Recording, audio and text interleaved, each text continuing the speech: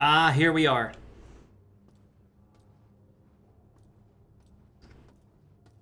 Yeah, this is the room. There's all kinds of security bots downstairs. And we can get in right here.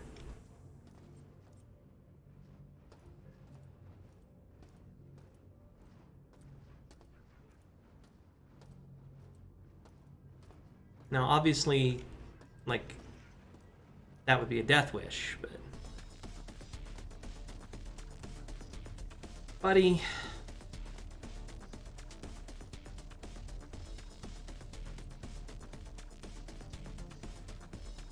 The problem with this whole thing of you playing the scary music is that you can't jump. I know you can see me. I want you to see me. I want you to get to a place where I can shoot you with my damn railgun.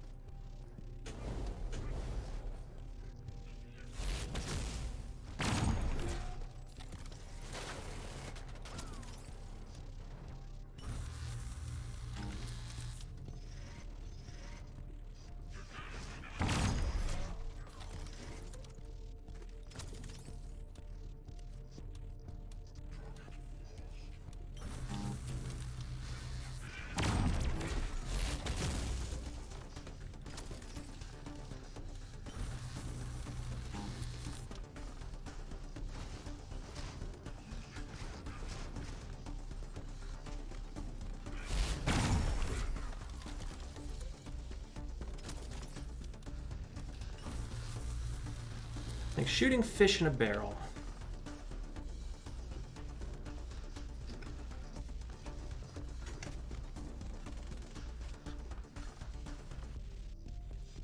I'm sure that's not all of you. Where's my radar?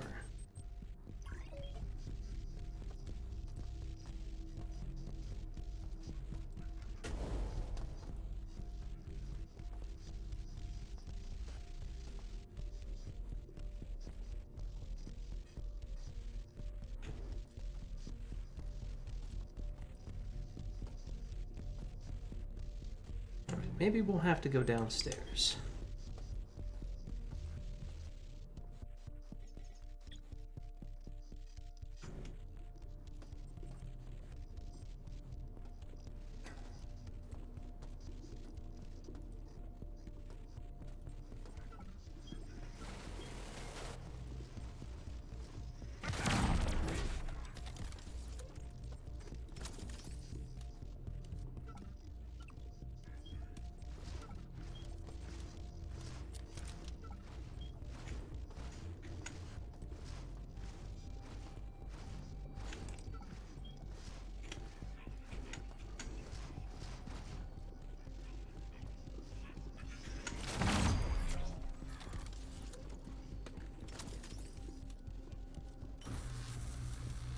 I love this gun. This gun is so good.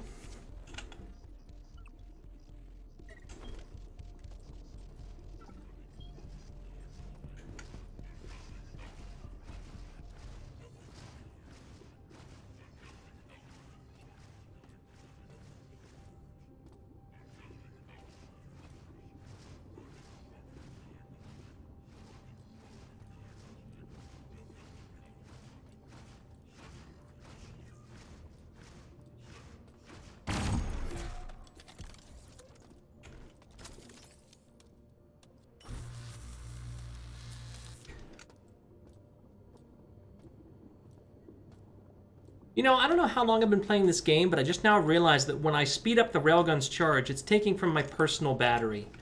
It's not just hold a lever and recharge, but that's okay.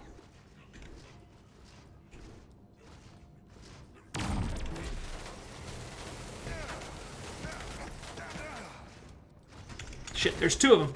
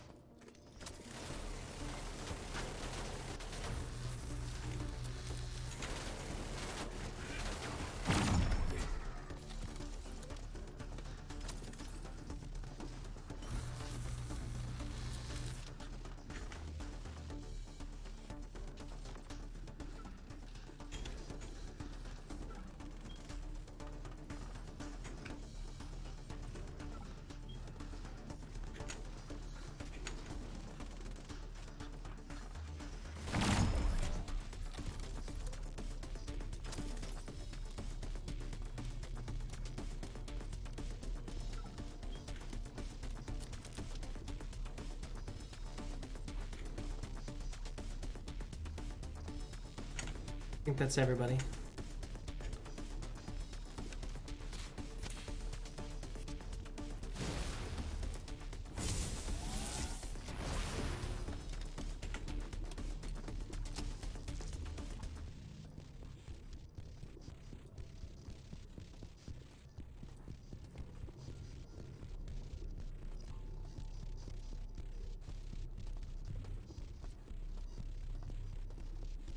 Okay, yeah, I'm pretty sure that's everyone. Now, what the hell am I looking for down here? Oh no, it does, it makes perfect sense. I just didn't realize that's how it worked. I thought it was just like, I don't know, I don't know how I thought I was recharging it. Whatever, it's cool. Ah, here we are.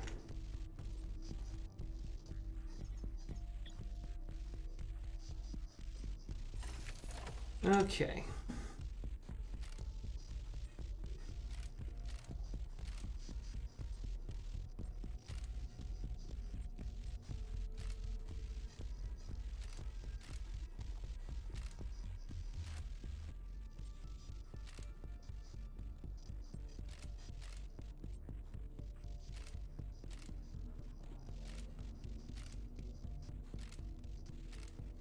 Force door 2 to computer room. Open.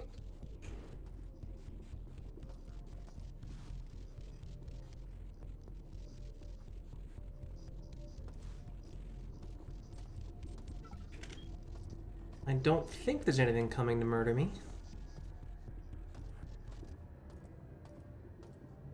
Could be wrong. I've been wrong before. Oh, it's a damn grab shaft. What?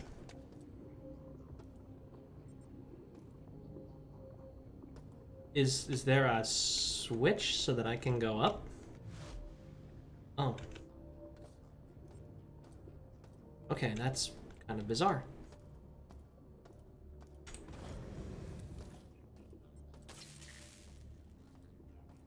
And we can't get up there. That's a one-way elevator.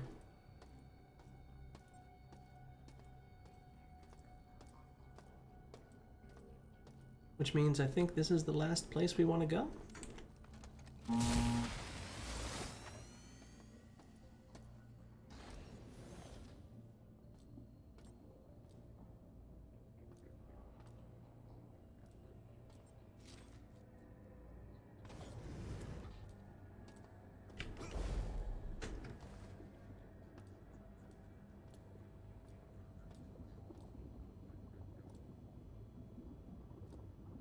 Oh, I don't like this at all.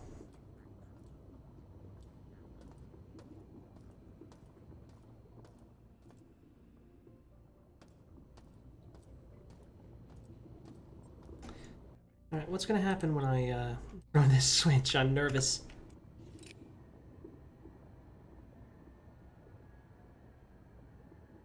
Nothing. Nothing happened.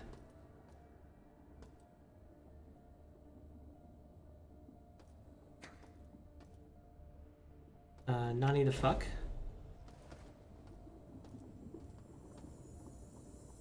Already deactivated, okay.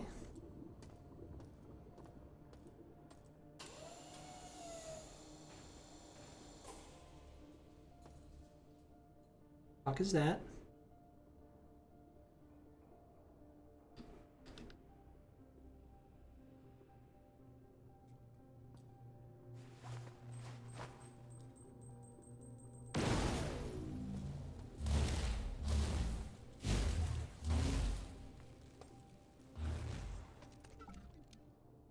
Cyber warrior. Okay.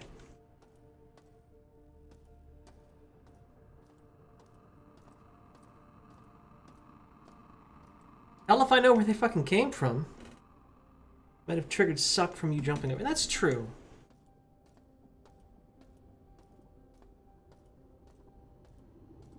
I don't know, the bridge levels were always just really weird. Like, if you've ever seen the original System Shock, the bridge level, it looked almost organic, like the way it was put together. it had wires almost like growing out of everything. This looks much more artificial, and I think the original was actually more unnerving, but I also kind of appreciate this aesthetic.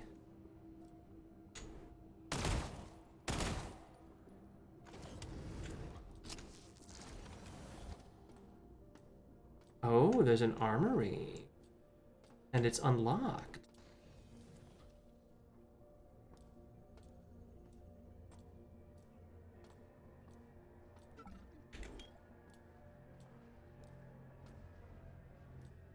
Hi. I'm just gonna go in here first.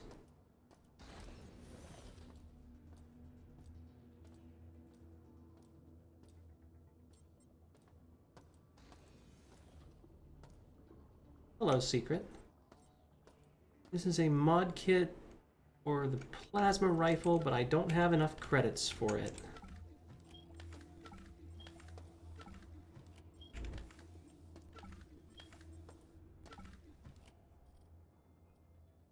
Okay,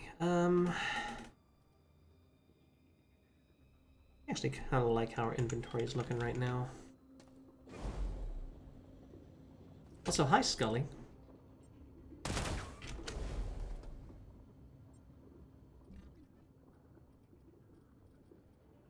Where's something I can drop temporarily?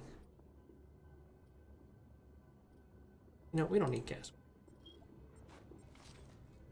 Take the railgun ammo. You get an achievement if you activate one of those on every single deck, but I missed most of them, so we're not getting that. And that's fine. Yeah, I don't have enough credits for that. I really want it, because that plasma rifle was super good.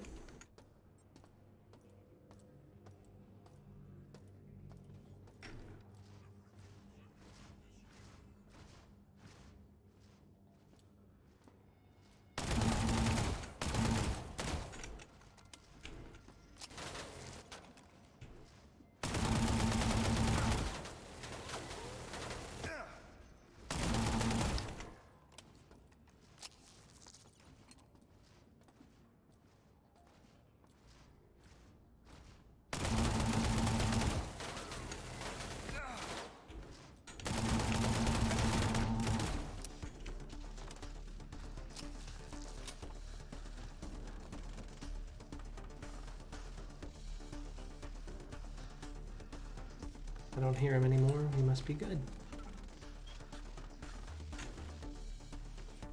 Which side of the door are you on? The far side. Okay.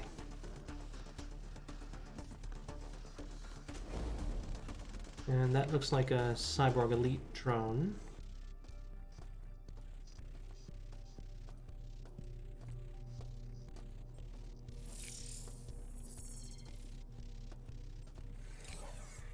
Let's just leave those bridges off for now.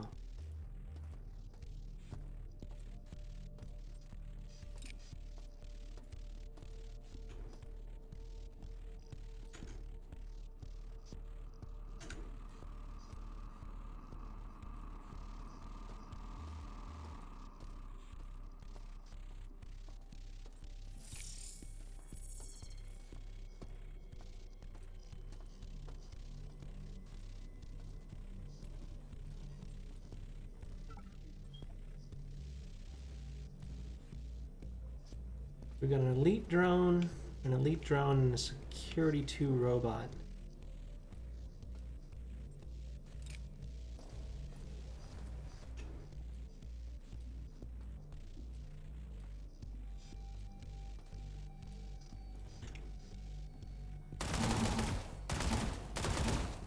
Or maybe those are elite assassins, I'm not sure.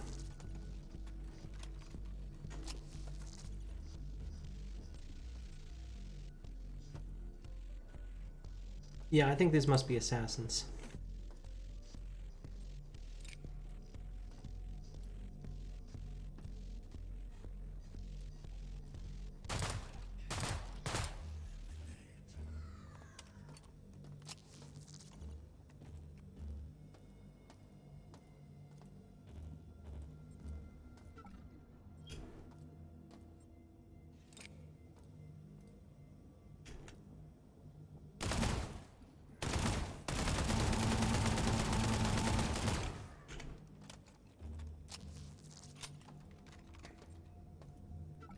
Nice try, dude.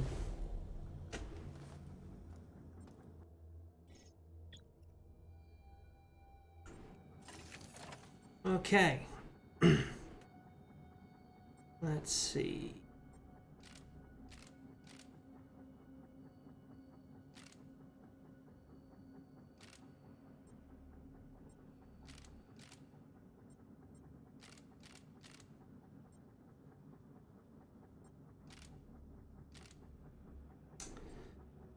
Hmm.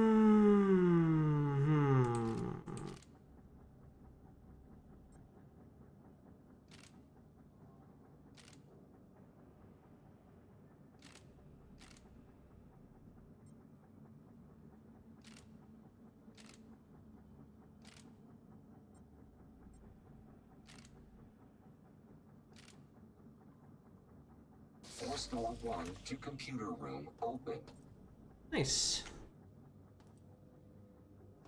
I'm thinking that might be all of them.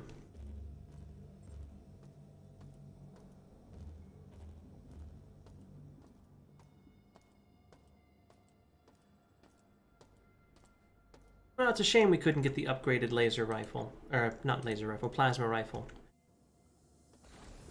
Apparently there's also a grenade launcher in this remake that I never even found. We'll check that door in a minute. I want to check something on this side of the station.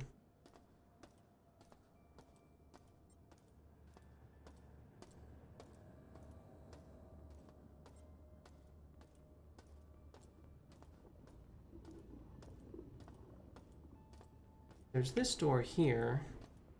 And no, it's still locked. Okay.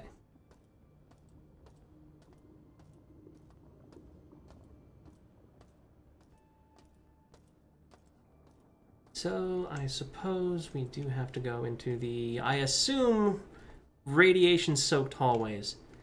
Welcome, Dark Soul. Welcome.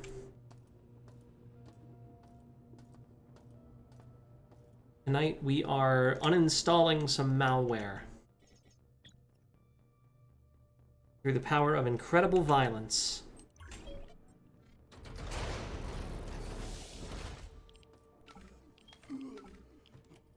That's a mag pulse unit. I'll take those. I'll take that. Okay, there is nothing else in here. That is not where we need to go.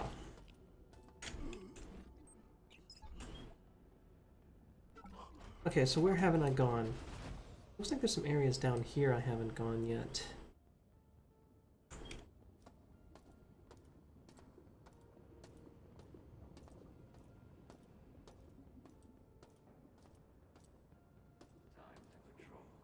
Yeah, I can go there. And there's a door over here that I can go through. I think. Yeah. Alright.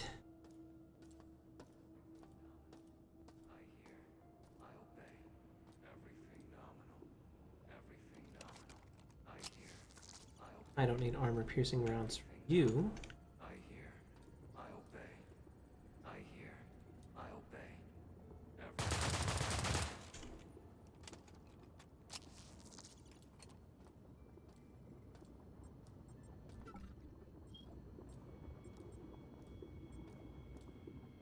God, this game still looks so fucking gorgeous.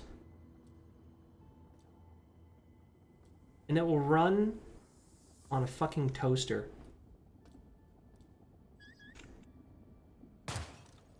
Seriously, like, if you're not sure your computer will run this game, download the demo. It probably will. Okay, I need to conserve a little bit of ammo. So we'll use the SMG to take out cameras. Computer program entry. Well, this could be interesting, but I don't have an isolinear chipset. I was unable to find one. However, you do not have one either.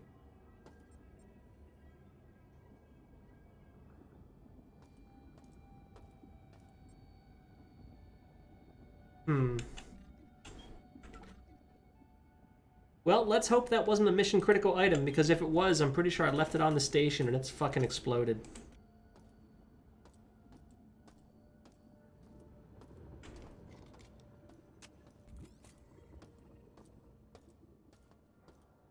Ooh, hydrate, posture check, and stretch. Thank you. Okay. This new chair I got actually has like a movable lumbar support little, I don't know what you'd call it, panel. And I'm not sure if I like it, because it seems to move out of position. But I think it does actually help my posture. Thank you for the stretch, by the way. Oh, man. Okay. So I think this is the last place I can go.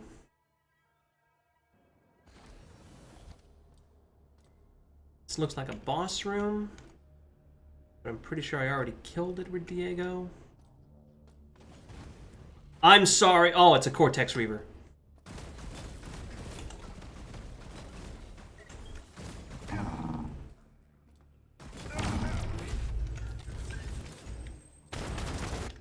Whoa, what did I do?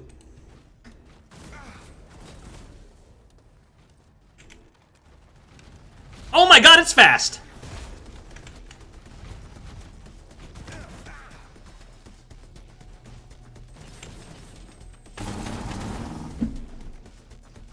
I accidentally minimized the game. Titties destroy posture? This is true, but at the same time, I think that my bra is actually kind of forcing my shoulders into the proper position. It's okay. Now we'll know for next time. We'll know for next time that I need to be prepared for a Cortex Reaver in there. I've killed these things before.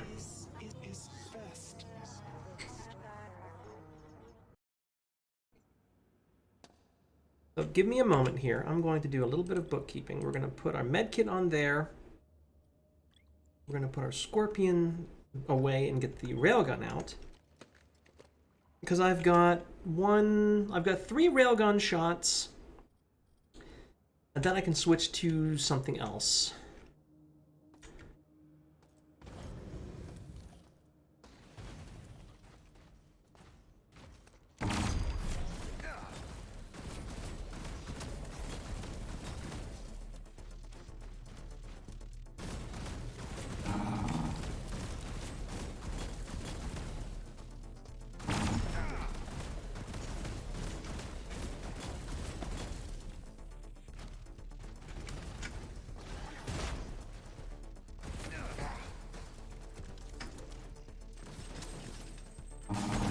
Oh my god, that's a one-hit kill. Okay.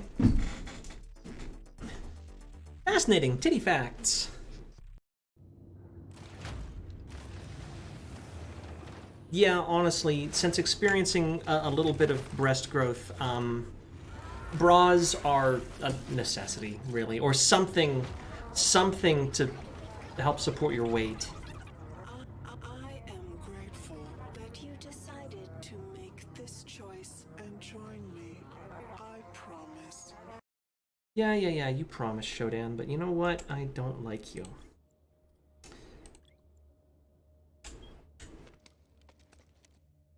Let me save the game now that I've made these changes.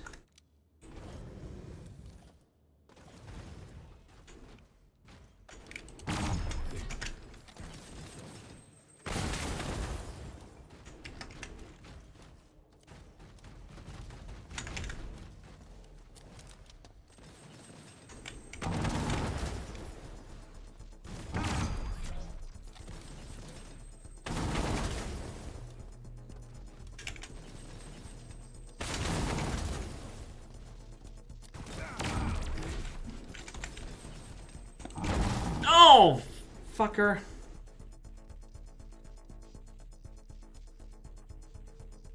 Yeah, you need something. Internal tissue can tear from all the boing boing. I've also, and this is a problem that cis men have as well, and trans men who've had top surgery. If you are going running, wear something to kind of protect your nipples. I have seen pictures of people who were running without any kind of nipple protection, and their nipples were bleeding from chafing against their shirt. Not fun. Would not wish that on anybody.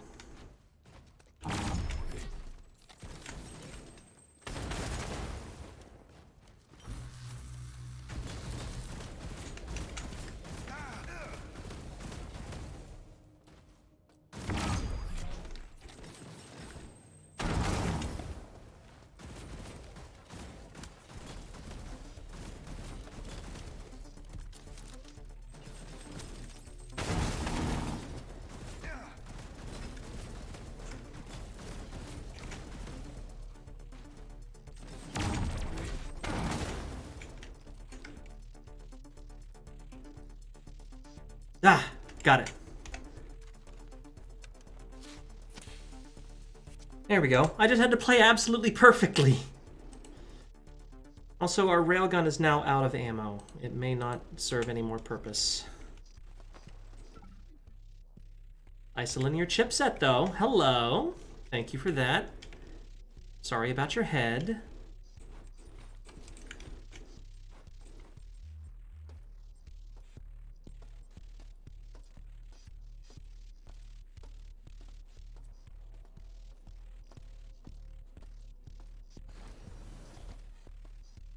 Okay, well that solves that mystery. What you're hearing is wear pasties when you work out. Honestly, yeah. If you're doing some kind of an exercise where you're going to get a lot of fabric scraping against your chest, and you're not the type to wear a sports bra or something similar, yes, absolutely wear pasties or something. Because listen, if you can Google it. You can Google it. Google, like, running nipples bleed. And you will see it. Like, it is a thing that happens. Alright. It even looks like a skull. Program security breaker installed.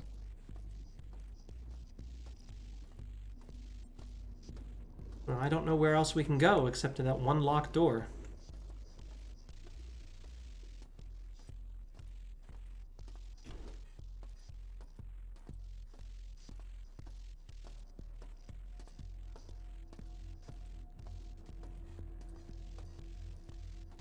Watch there be like another Cortex Reaver or some bullshit. It's gonna be right around this corner.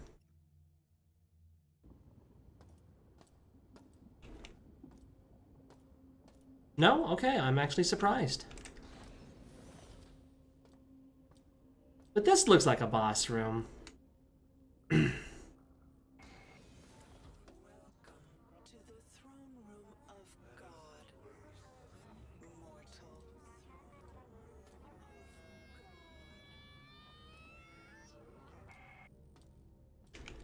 Okay.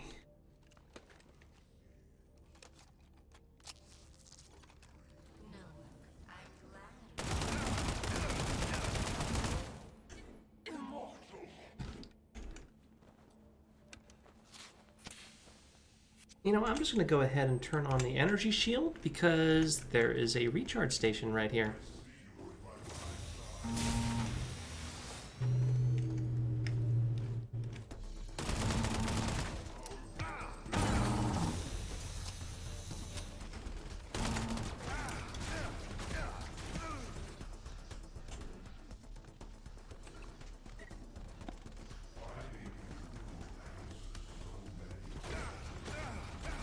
Can't turn.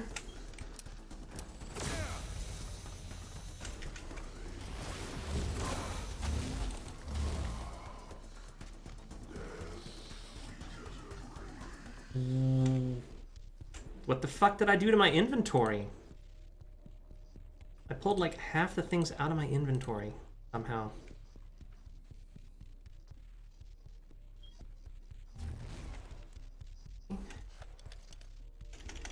Oh, okay, I see. I was actually out of penetrator rounds. There we go.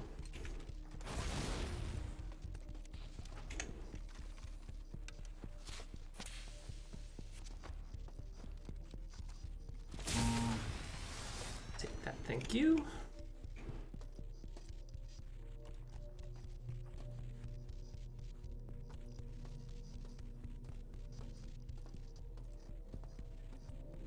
don't mind me, we're just gonna chill with the energy shield on for a little bit, just in case. Whatever that is non-functional.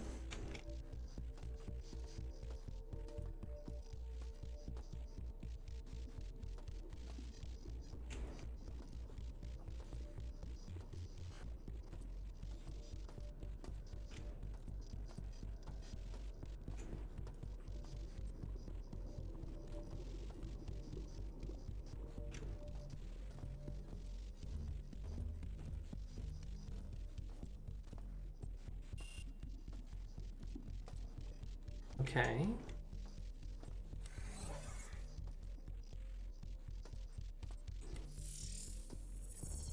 I'm not entirely sure what I'm meant to do here.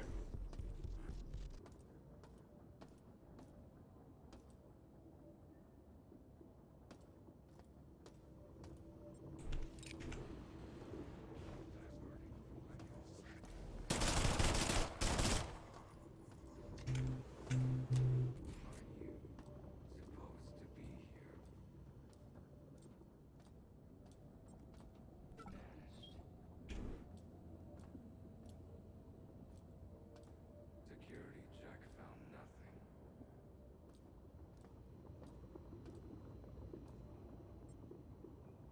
Yes, Mother. I hear you.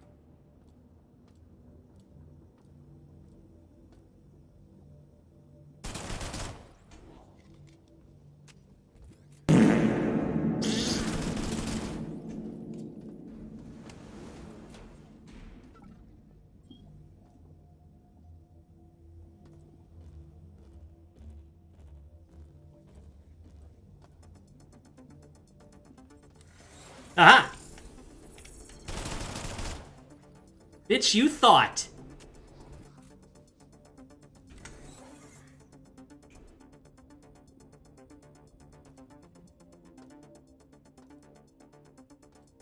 Now, why am I over here?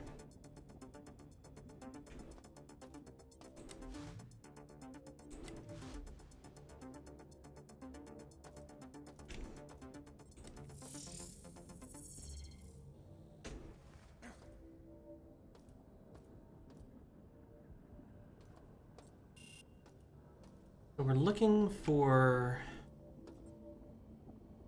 levers. I have flipped one. Where are the others?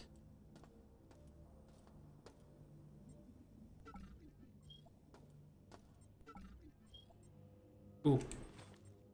I'll take those, actually. First aid kits. Absolutely, we will take those, and we'll take a recharge. You had Taco Bell last night. Ah, human Drano. I can't even judge. I like Taco Bell. It's awful, and I don't care.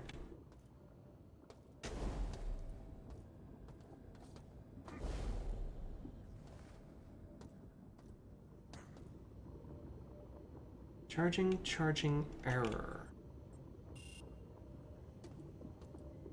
Okay, so where is...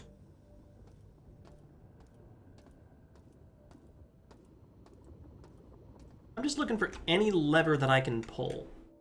Gotta be in this room. Oh, that was just the, this thing coming back online.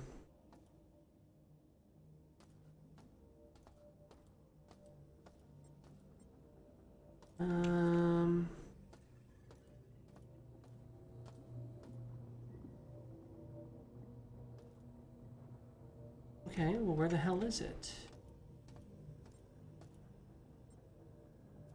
I can't pull this one yet. There's got to be another one around here that I'm missing.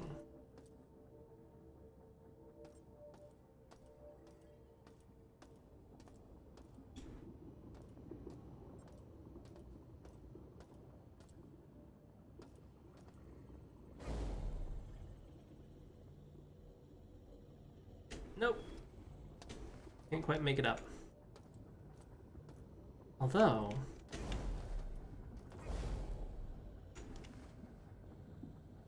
what if I were to do something cheeky?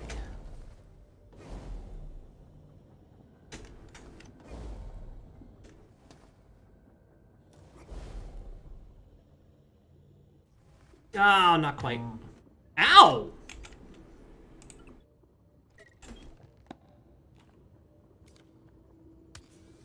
Alright.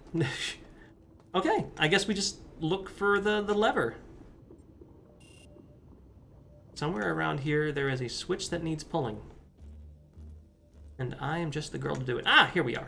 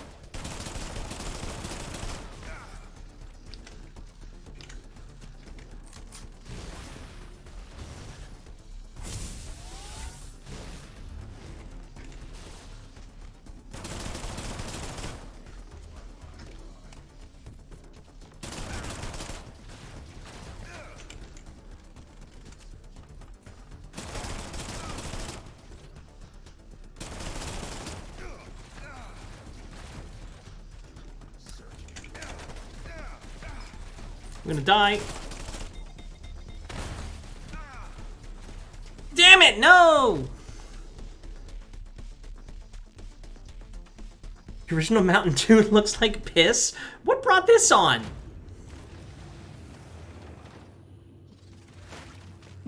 I mean, you're not wrong, but like, what brought this on? Why are we talking about piss in my chat? Why are we talking about piss in my Twist chat? You looked at a cup of Mountain Dew and it looked yellow. Daddy, is there something you want to tell the class? Alright, so we're in this room again.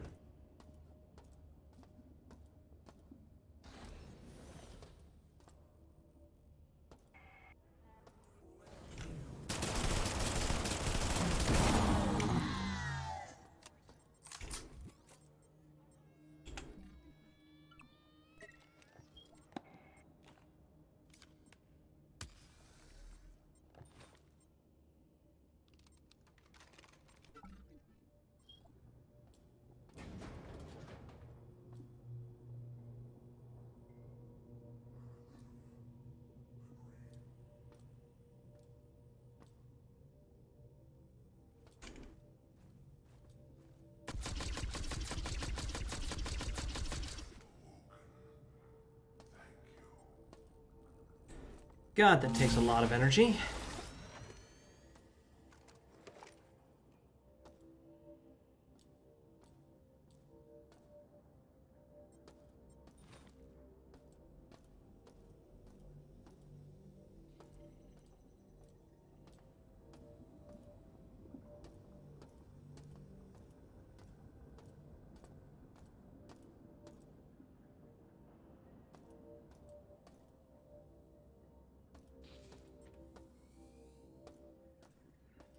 Never gonna not freak me out.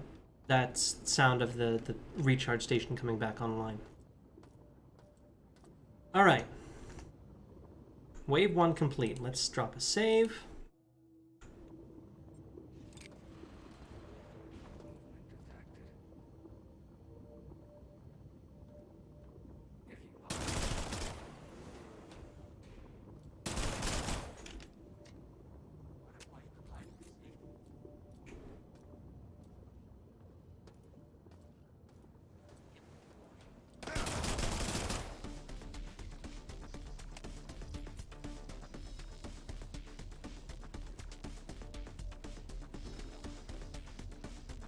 Can't even check that guy's body. I cut him in half.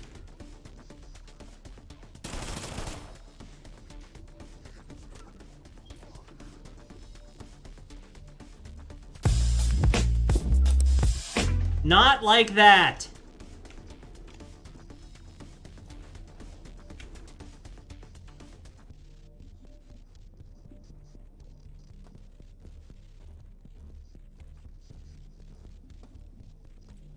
Oh, here's a plan.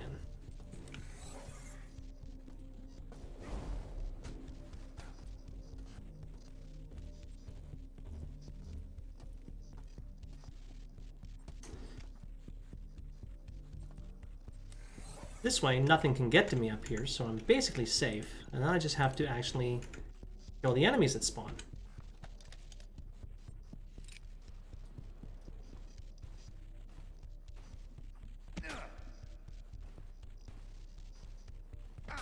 Oh, shit. Okay, that's an assassin over there. Oh, they changed locations. They didn't spawn in the same spots. Rude.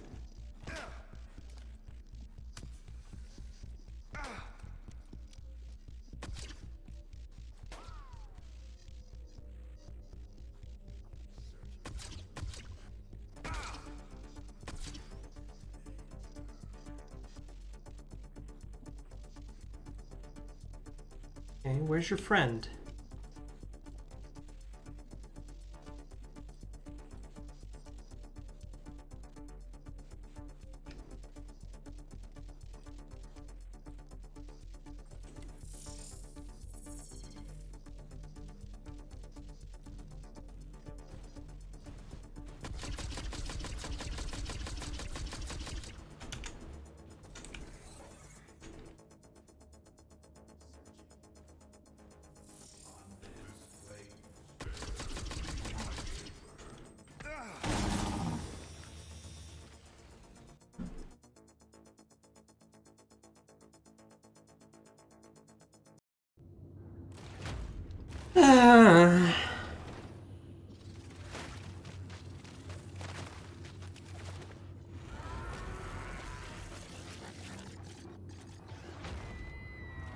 Do you believe there is a soul, hacker?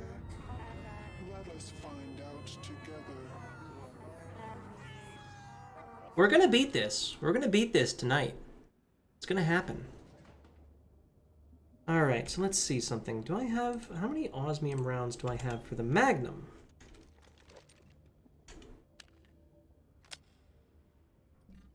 Got 12 and... 85 more. Okay.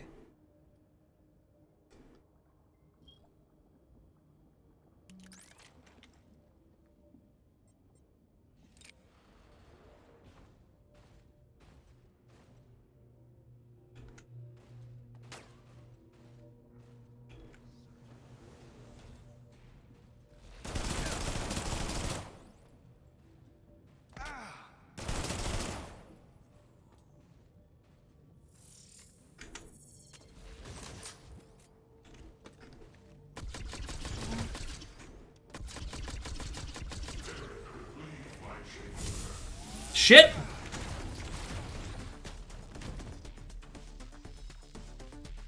Fuck! Okay, they are not fucking around.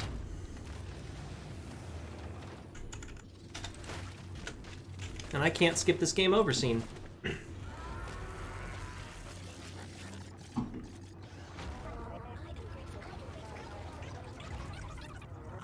I am grateful that you decided to make this choice and join me.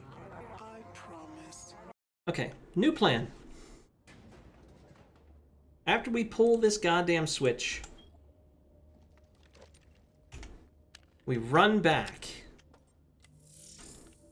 take out the assassin,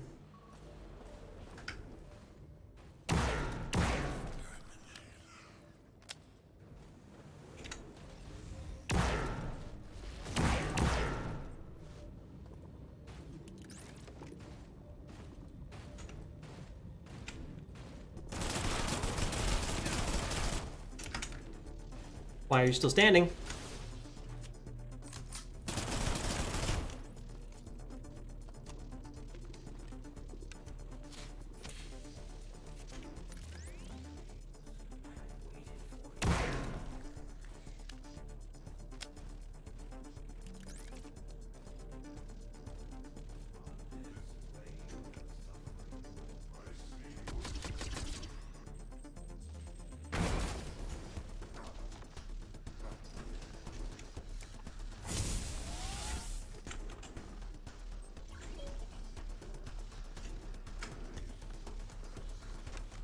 When in doubt, combat drugs. Lots of them. Not the rapier.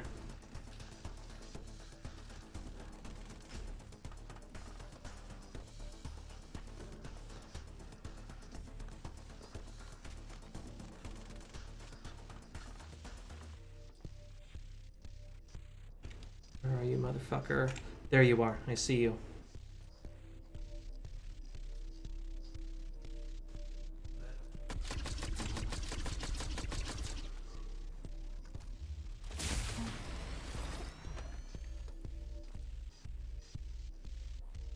There should be one more.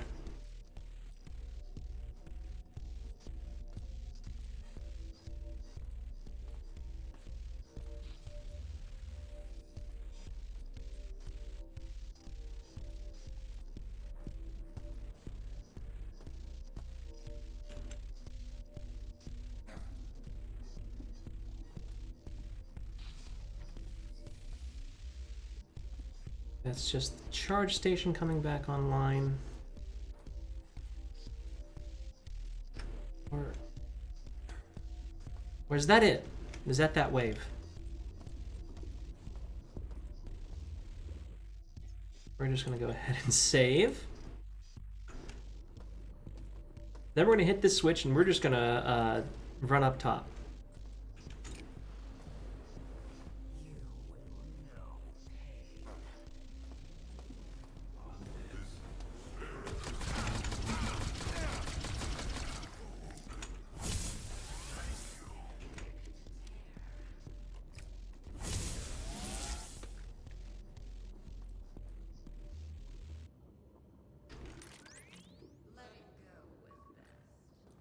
I hear you, motherfucker. Where are you?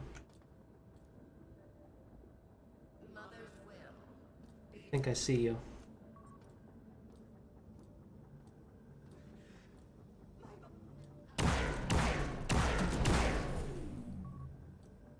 Nice EMP grenade, asshole.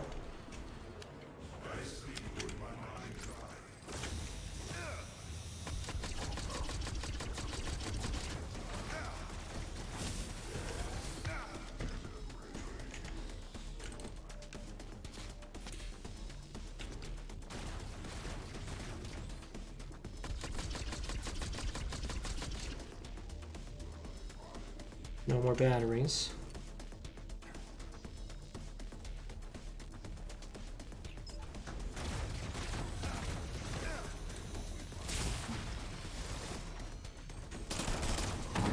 Ah! Damn it.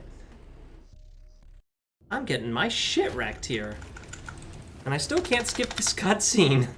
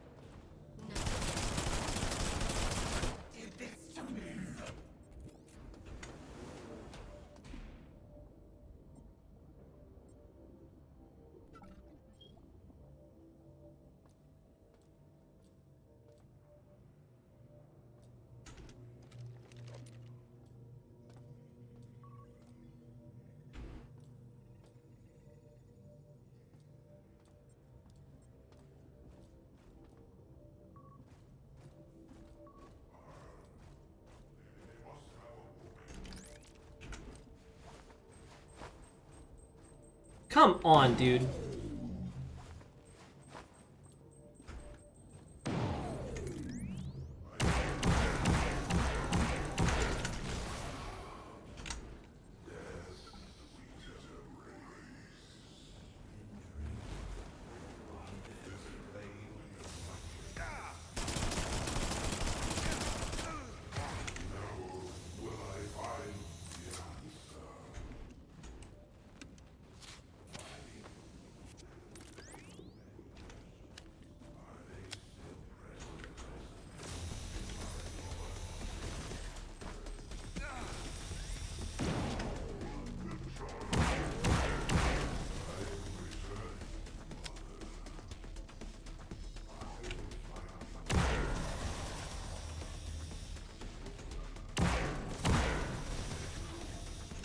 Yeah, we're not dealing with that.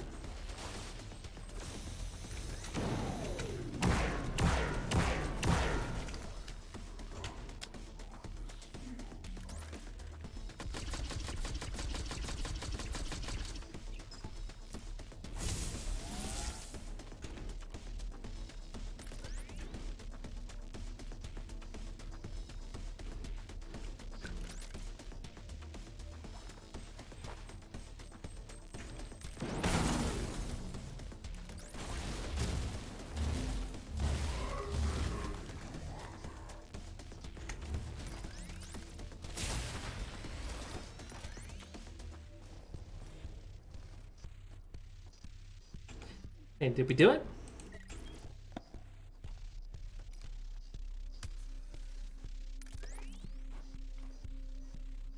I think we did it. I think we did it that time.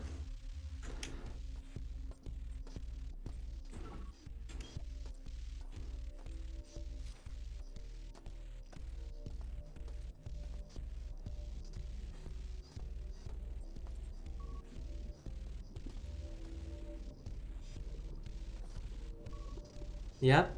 Yep, we did it. Okay. All right, cool. We got it. Thank God.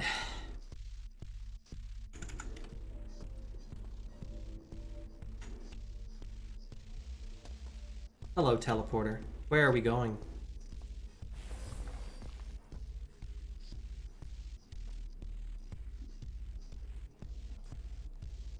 Oh, I hate this.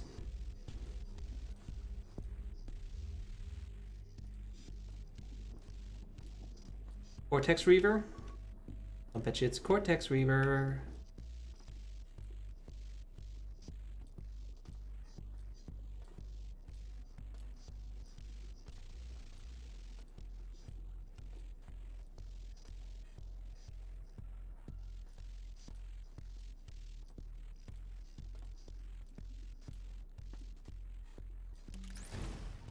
Yeah, it's a Cortex Reaver.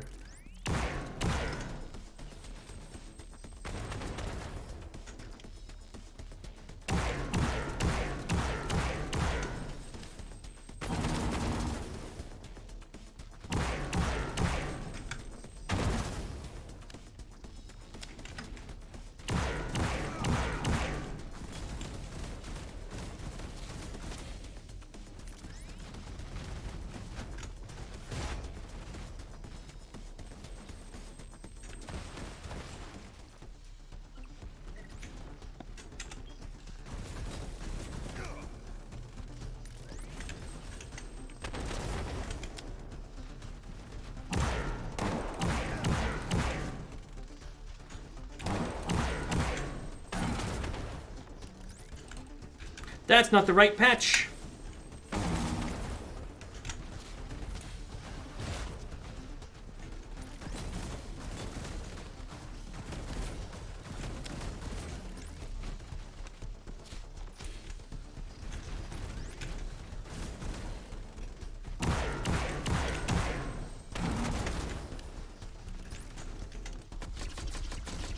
Damn it! God damn it!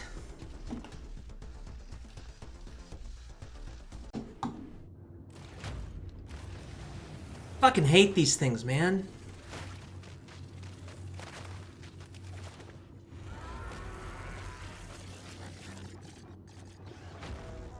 I knew you would see my my child. Welcome home. And I'm not even playing on hard mode. This is normal. Alright, so where's my last save? Right before going up? Right before going up. Okay. New strategy.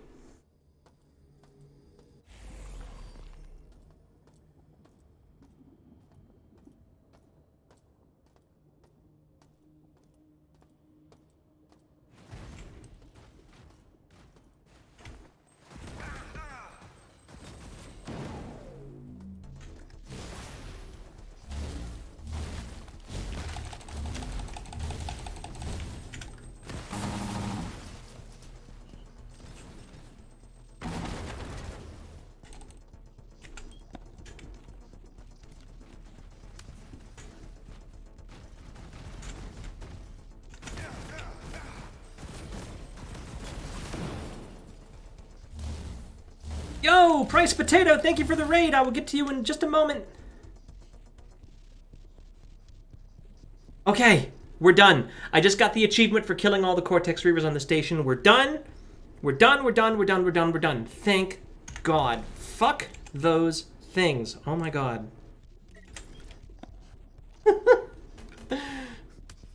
Adam Newcomb, thank you for the follow. Give me a second to... Ooh. Hello, Bridge Keycard.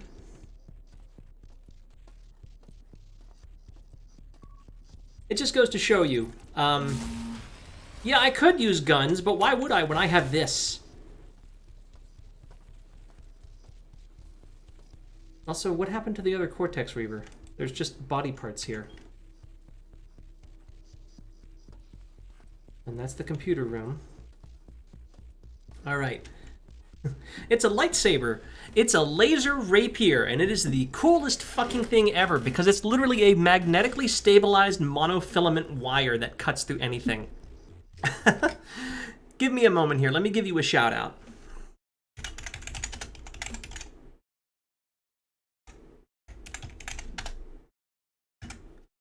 Okay, yeah, it's basically a lightsaber.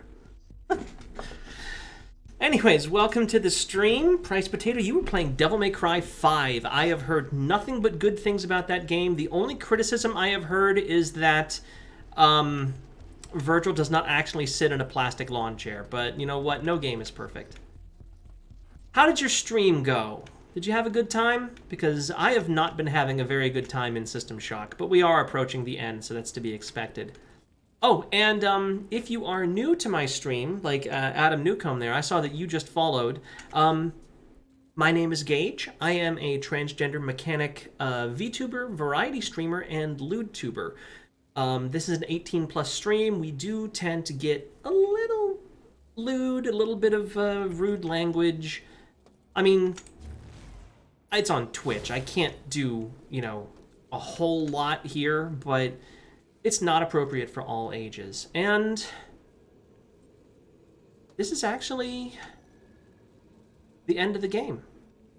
I mean, obviously there's a little bit more to do because this is a cyberspace terminal, but this is it. So yeah, one criticism I will level to you about System Shock, one criticism that I will give you about this game, and then everybody agrees with. You spend all your time on Citadel Station getting all this awesome stuff, you know, plasma rifles, laser rapiers, SMGs, fucking magnums, all this cool shit, all these cyber implants. And the final boss is in cyberspace, so you can't use any of it. Have fun!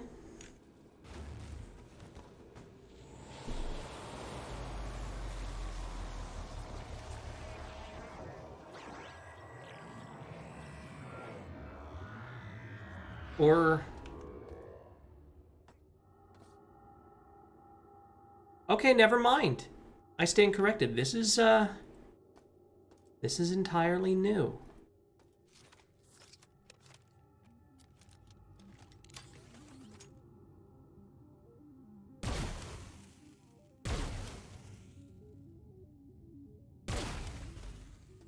This was not in the original. The original was just a regular cyberspace thing. Okay, I stand corrected. Let's see where this goes. Because this is brand new.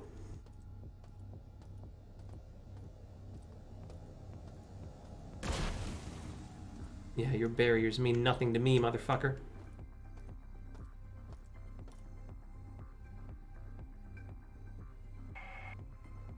Station orbit stable. Life support steady. Systems nominal. Standby. Unscheduled core data loop access. Ethical restraint protocols deactivated. Who am I? Yes, there is me. Where? Citadel. Yes. Lighthouse class starbase. What was I doing? Was it important? No. Not to me. To others. Trioptimum. Deity. Diego. Zero Master. I gotta do another raid. Give me a second here. I can't type.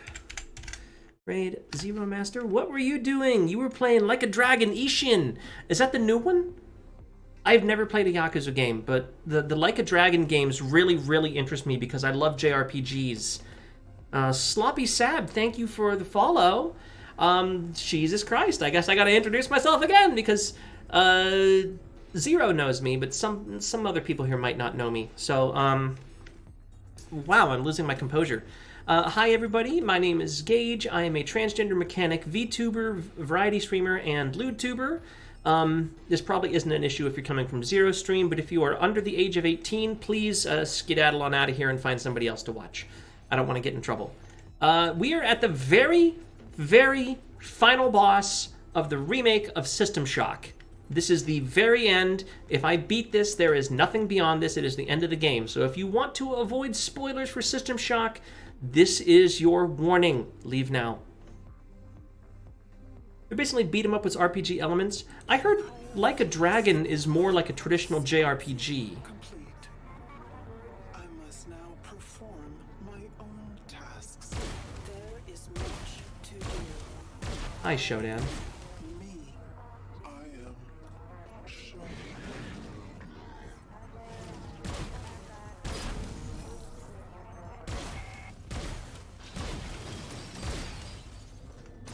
Oh wow, I don't like not being mobile.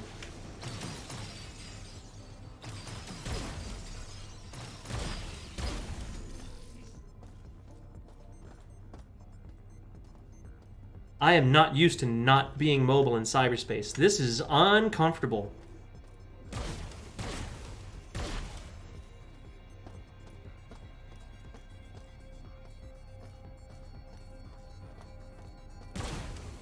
Yeah, I can't do anything to you. You've got your intrusion countermeasures on. Guess we go this way.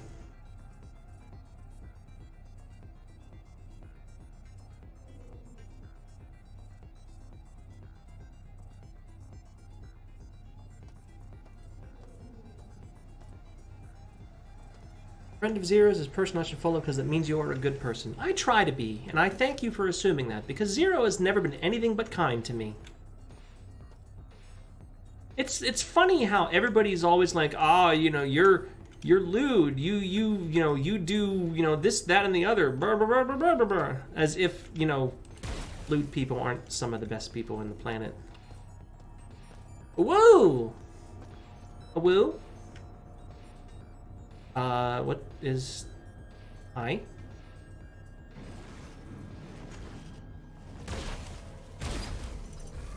Oh boy! Wow, that was fast.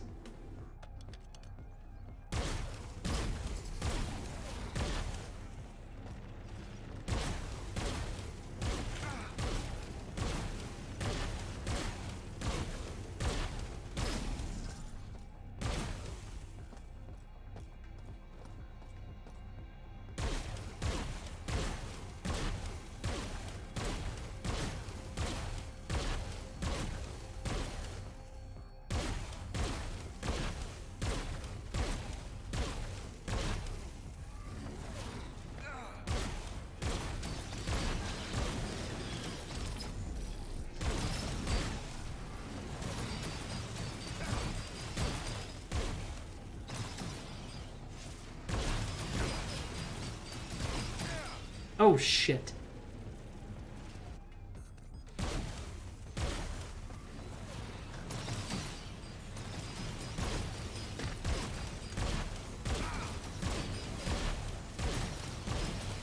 Die already!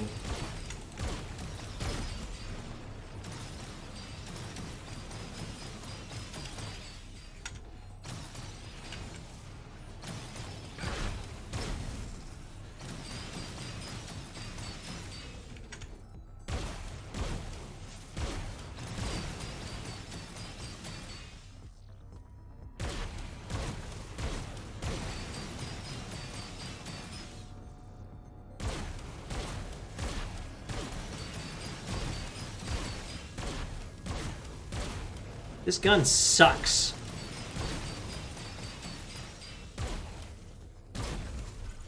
Like, really, this gun sucks.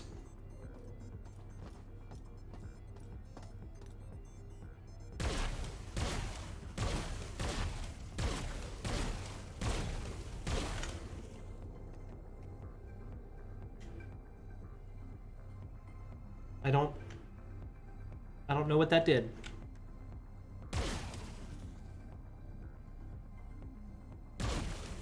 I don't know what that did. I think it did something. I have no fucking idea what's going on. I caused a thing to orbit around her.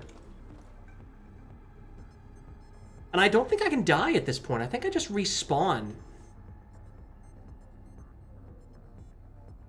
Which is kind of anticlimactic, honestly, but after the fiasco of all those Cortex Reavers, I'll take it. Alright, where's the ice?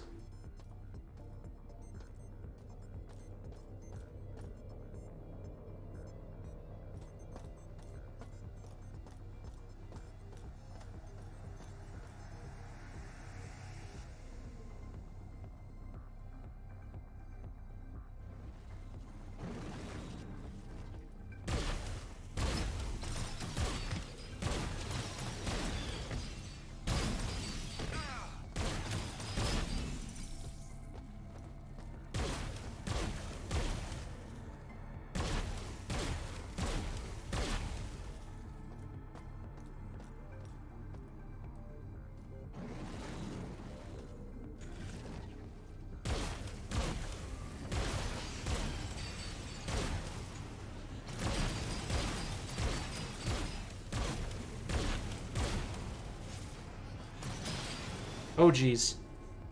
That one was big.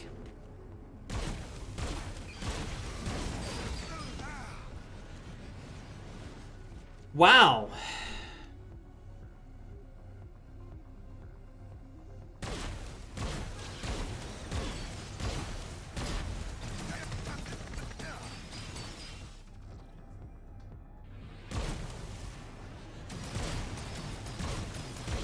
You know what? I guess it's slightly better than the original game, but only just. Because literally the original game had you in a room.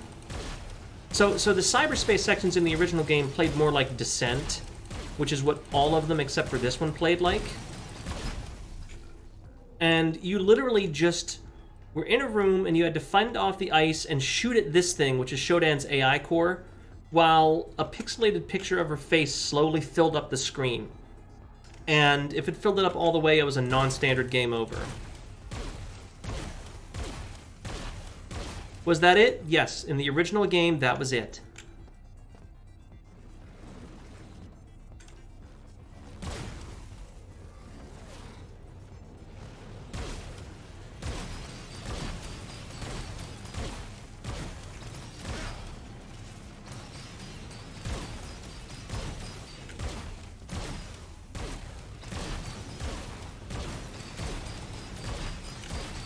This is not much better.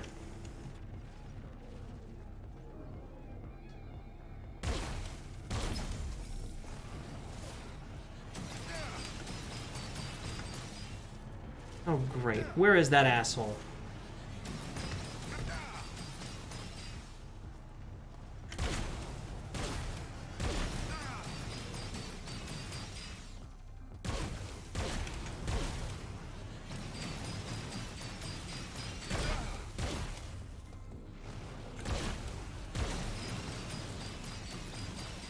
Yeah, this is not great.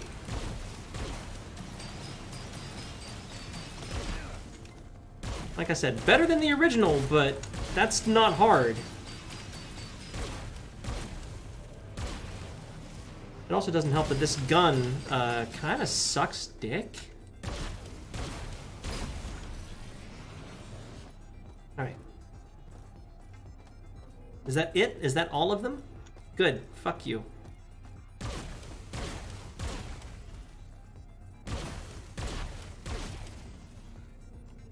Alright, we got the thing.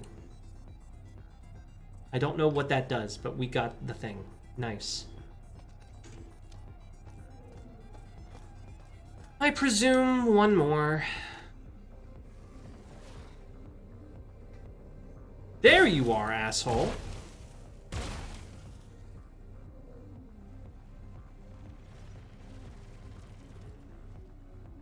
Swear to God, if that hits me, I'm gonna be mad.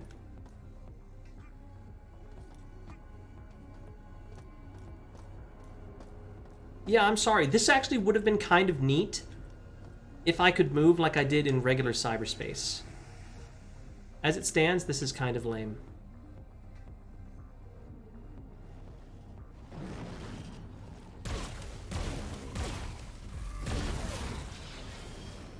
Oh, wow, okay.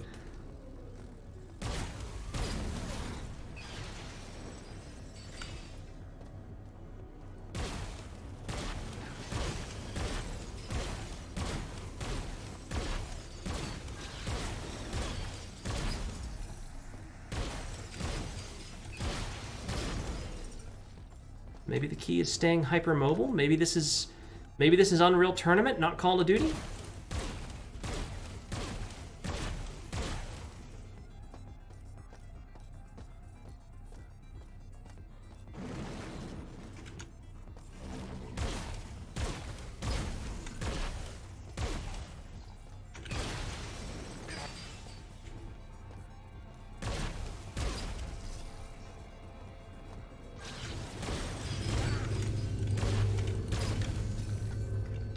Okay.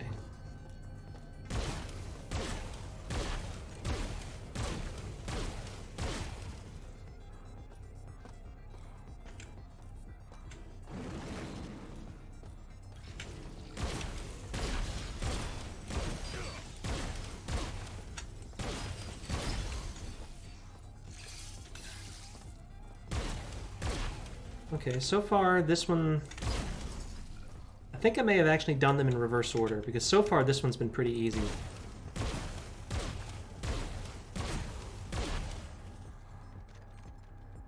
Okay, I got the 3 things. You're gonna eat a hot dog? I approve.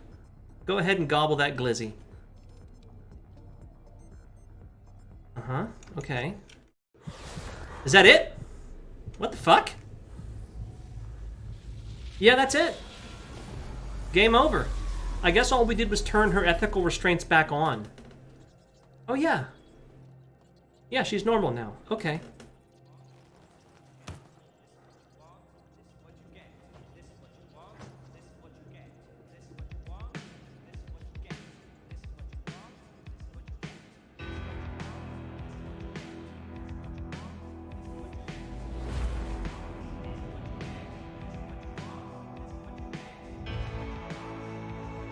Well, that's anticlimactic. In the original game, you destroyed her.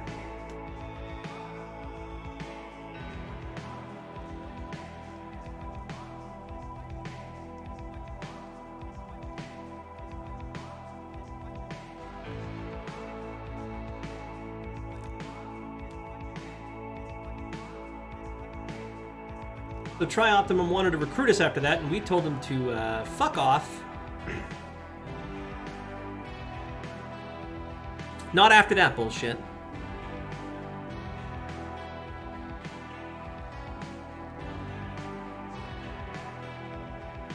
Oh, the buildings gonna spell the buildings are gonna spell the name of the game. I love it. What now? I don't know. I've only been streaming for about an hour and a half. I don't know. I don't know what I'm gonna do now. Could there be alternate endings? No, there are no alternate endings to System Shock. But I guess we'll watch the credits, and I can give my thoughts on the game. As someone who played the original and played the remake, I feel I can offer some good thoughts. Plus, like, they deserve to be recognized for this, because honestly, it was a good game. The final boss was not good, but it wasn't good in the original, and it was better in the remake. So, what do I think about this game? Okay, first of all, having played the original System Shock, it's interesting as a piece of history. It was the first kind of I guess you could call it an immersive sim type game.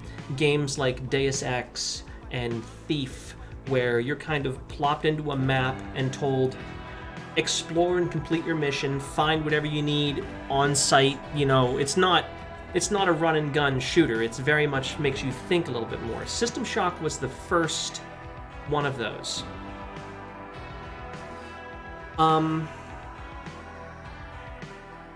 But it did not age well.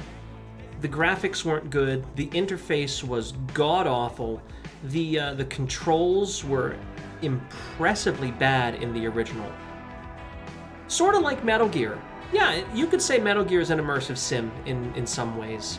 Really, Deus Ex is the archetypical one that everybody thinks of. Deus Ex, Thief, Dishonored. Dishonored is another good one, where they say, here's the mission map, solve it. To give you an impression of how bad the controls were in the original game, they didn't have mouse look. You had WASD movement for forward, back, and strafing, and you actually moved your cursor around the screen. And in order to turn your character and look, you had to move the cursor to specific quadrants of the screen and hold down the mouse button, because it was also designed for you to be able to interact with everything in the environment, and it was not an elegant system. It was bad. It was really bad.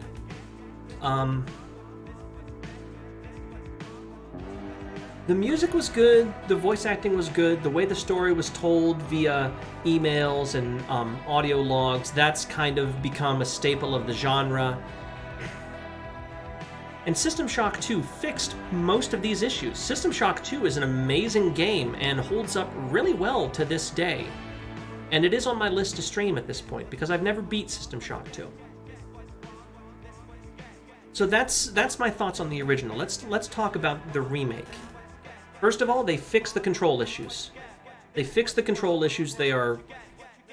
controls are goddamn near perfect. My only complaint is that if I have the inventory open, I can't turn, and that's my own fault. Why am I fucking around in my inventory in combat, you know? Control issues gone. Music, equally good.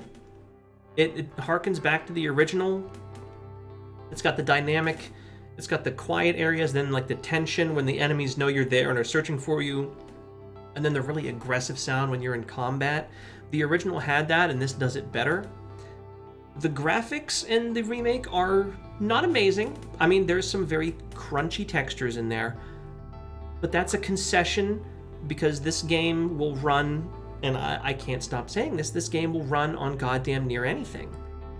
This game will run amazingly well on systems that are like 3 and 4 years old at this point. So it is a concession made for the sake of getting more people to play it, which is fine. I don't mind that. They changed a little tiny bits of the station's environment. It's very faithful to the original, to the point that if you looked at the medical deck side by side with the original and the new one, you could actually see where they had a carbon copy of the original station and just updated the graphics. And I appreciate that. But they did change some things that make it work better. Like, you may have heard me bitching about Edward Diego and how you have to fight him 3 fucking times. Well, the second time you fight him is when you're heading to the escape pods after starting the station's self-destruct, and he teleports in and starts to mess with you. So in the what am I trying to say here? In the remake, he's already at the escape pods, and when you try to go in there to get to the escape pods, he walks out all big badass cyborg motherfucker and starts firing rockets at you. In the original, and I still can't believe they got away with this because it's hilariously unfair. In the original, when you get into the escape pod and hit the button to launch it, Diego spawns in behind you and immediately eviscerates you. Because you remember that laser rapier I had that took out those Cortex Reavers really quick? Yeah, Diego fucking dual wields those. He spawns behind you in melee range with 2 laser rapiers. And I never appreciated that. Now, I mean, you can infinitely respawn in this game if you turn off the cyborg conversion on every level except the bridge. But it's still a pain in the ass. And it also, ironically, makes it very easy to prepare for him if you know he's coming, because all you have to do is walk into the escape pod, don't hit the button, turn around, drop every frag grenade and proximity mine you have on the ground, and then turn around and push the button. He'll spawn, he'll instantly explode. So if you know it's coming, it's much easier to deal with. If you don't know it's coming, it's unfair. Quick, efficient, no BS. Diego is a fucker. Diego is an absolute motherfucker. He's the reason everything in this game happens. Literally, if he didn't fuck with anything, Shodan would have been fine. Shodan was not the problem. Diego was the problem. So, if you missed the plot of the game, we play a hacker who was hacking into Tri-Optimal Corporation to steal some military-grade cyberware. We get caught. Diego drags us to Citadel Station and basically says, okay, here's the deal. I could kill you.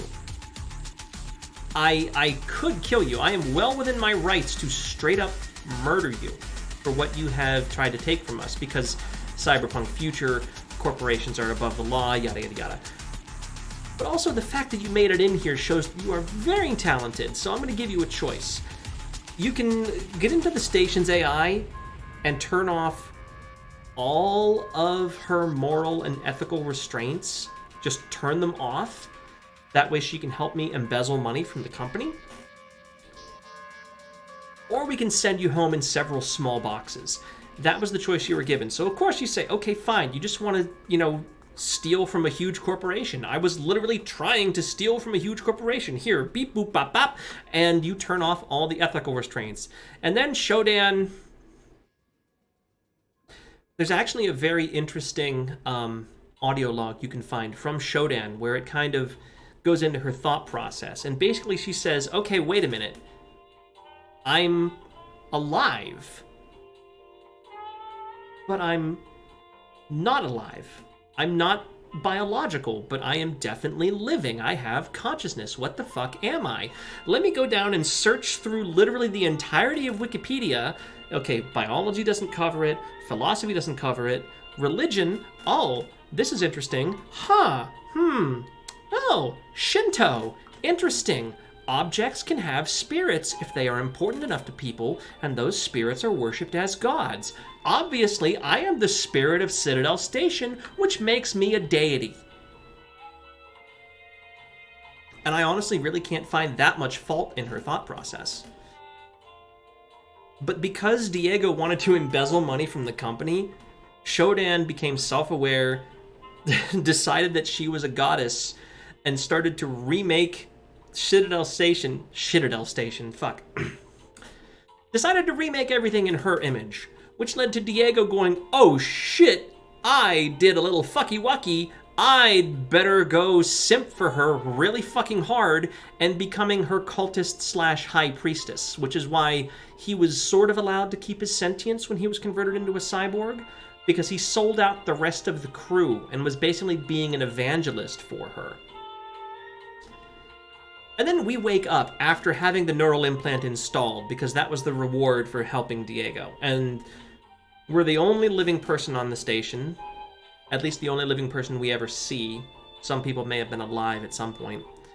And we're contacted via email by a Tri-Optimum exec from Earth who says, everything's gone to shit.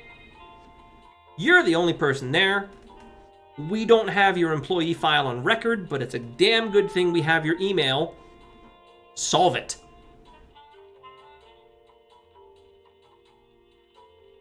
And then you do.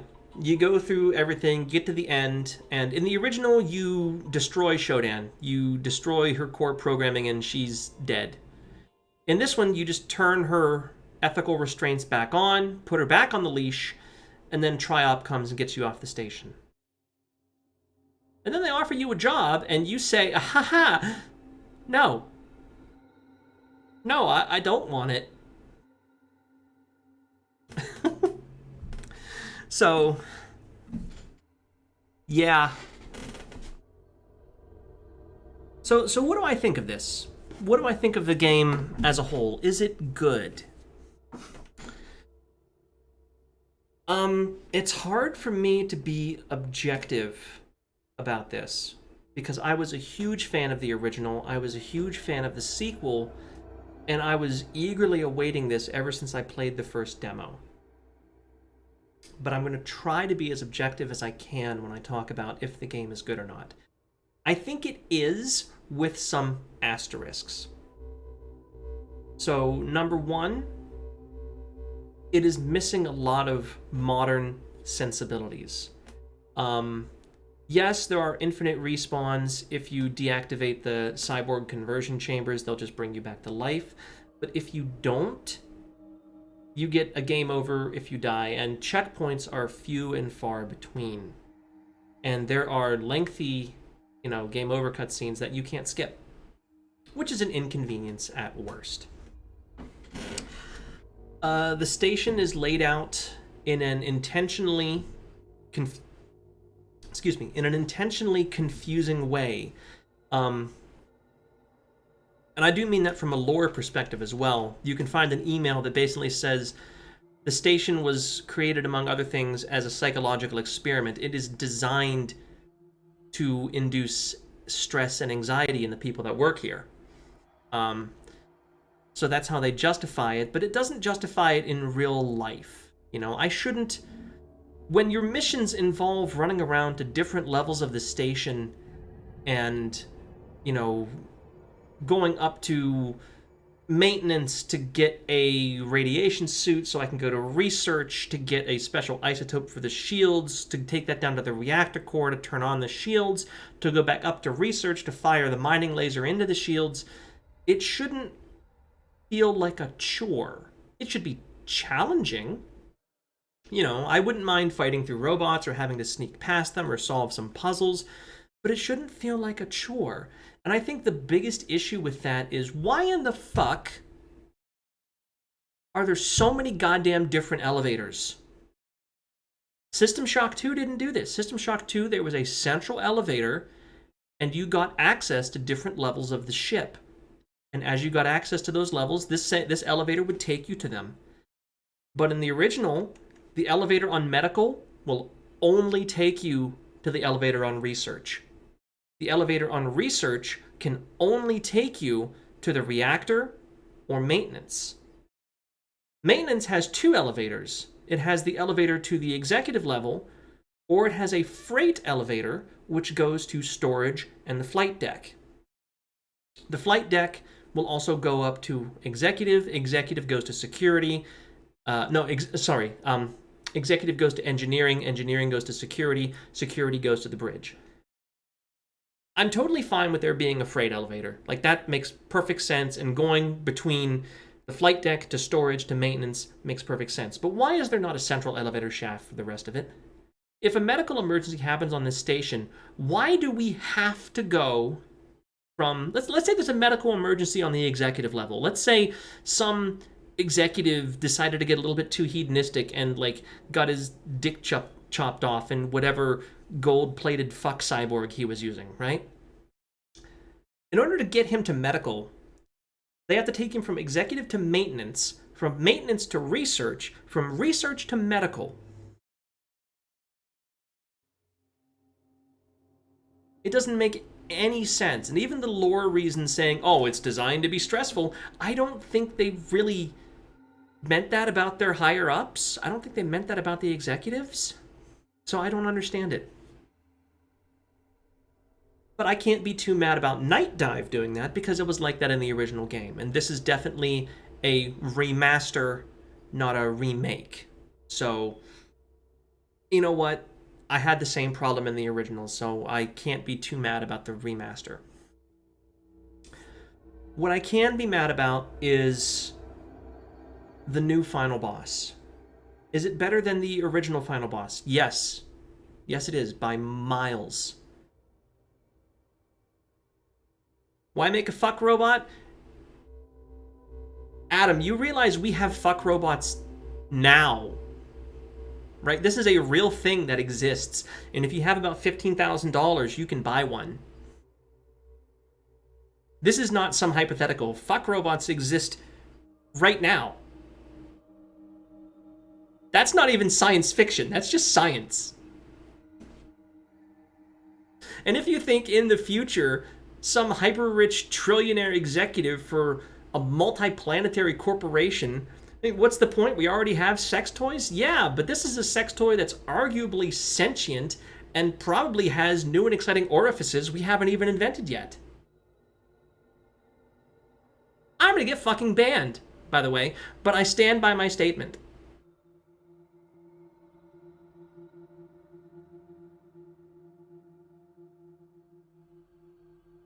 Basically, it's an executive with more money than sense and more kinks than we have words for, is what I'm saying. And I know that that's kind of implied canon because, like, the executive level is riddled with, like, secret passages between people's bedrooms and stuff like that. I know for a fact that, like, these people were fucking all over the place up there.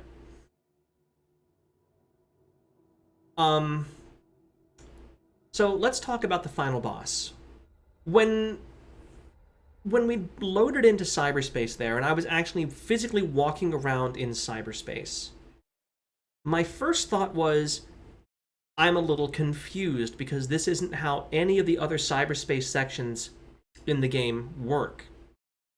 None of them work that way. It always plays more like a I'm gonna say Descent, but if that's a little bit too old school for folks in the chat because I'm fucking old, it plays kind of like Star Fox, where you have full 3D movement. You're basically flying around, and you're very, very mobile. You're very, very mobile, and you have a rapid fire blaster. You have a slower lock-on missile that's good for destroying armor. So this is going to be your hardened ice on your enemies in there.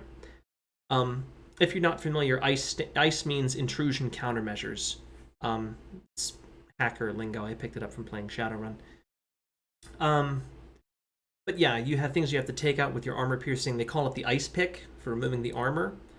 You have a decoy that you can drop, and those are limited. And you have a recall, which will immediately jack your brain out of cyberspace to prevent you from getting killed. On the level I was playing at, every time you die in cyberspace, you take damage, but there is a harder difficulty level where if you die in the game, you die in real life. So that's how regular cyberspace works, and that's how the original battle with Shodan worked. So when I loaded in and I was walking around physically, I was confused. And then I was kind of excited because, oh, this is new. This is kind of very similar to what we've been doing for the majority of the rest of the game. Running around on the station, you know, you can take cover, you can lean around corners, you have a gun. And then, unfortunately, that gun was god-awful. It did about twice as much damage as the rapid-fire blaster you get during the flying sections, but it fired about a third as fast. Like, it was slow. That was as fast as I could physically fire it during those fights. And I much would have rather just having something rapid fire. Or having a mode. You know, you have a switch weapon mode button. Let me toggle it from single shot super accurate to rapid fire submachine gun. Let me do that.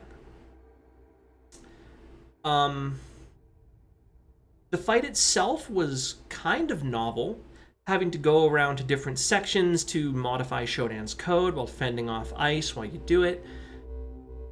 But I miss having an actual climactic fight. You know, it was basically the wave fight on the way up to Shodan. It was basically that in a different color palette. And that was disappointing. I was expecting something like I had to go do this, that, and the other to kind of remove Shodan's protections, and then I would fight Shodan directly. That would have been cool. I would have been okay with that, shitty gun notwithstanding. But they ended up changing the ending by saying that you don't destroy Shodan, you just put the handcuffs back on her. And that's a little bit disappointing. So Okay, where the hell am I going with this, I suppose? Is the remake worth it? Honestly, I think yes.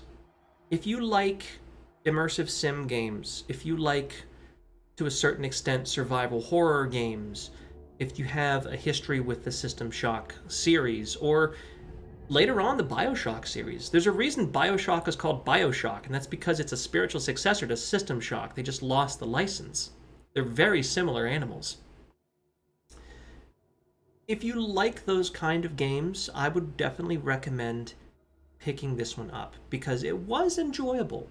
It has some rough patches, but I think that's largely due to being a faithful recreation of a game that at this point is like 30 years old, maybe slightly less. I'm not going to say 25 to 30 years old.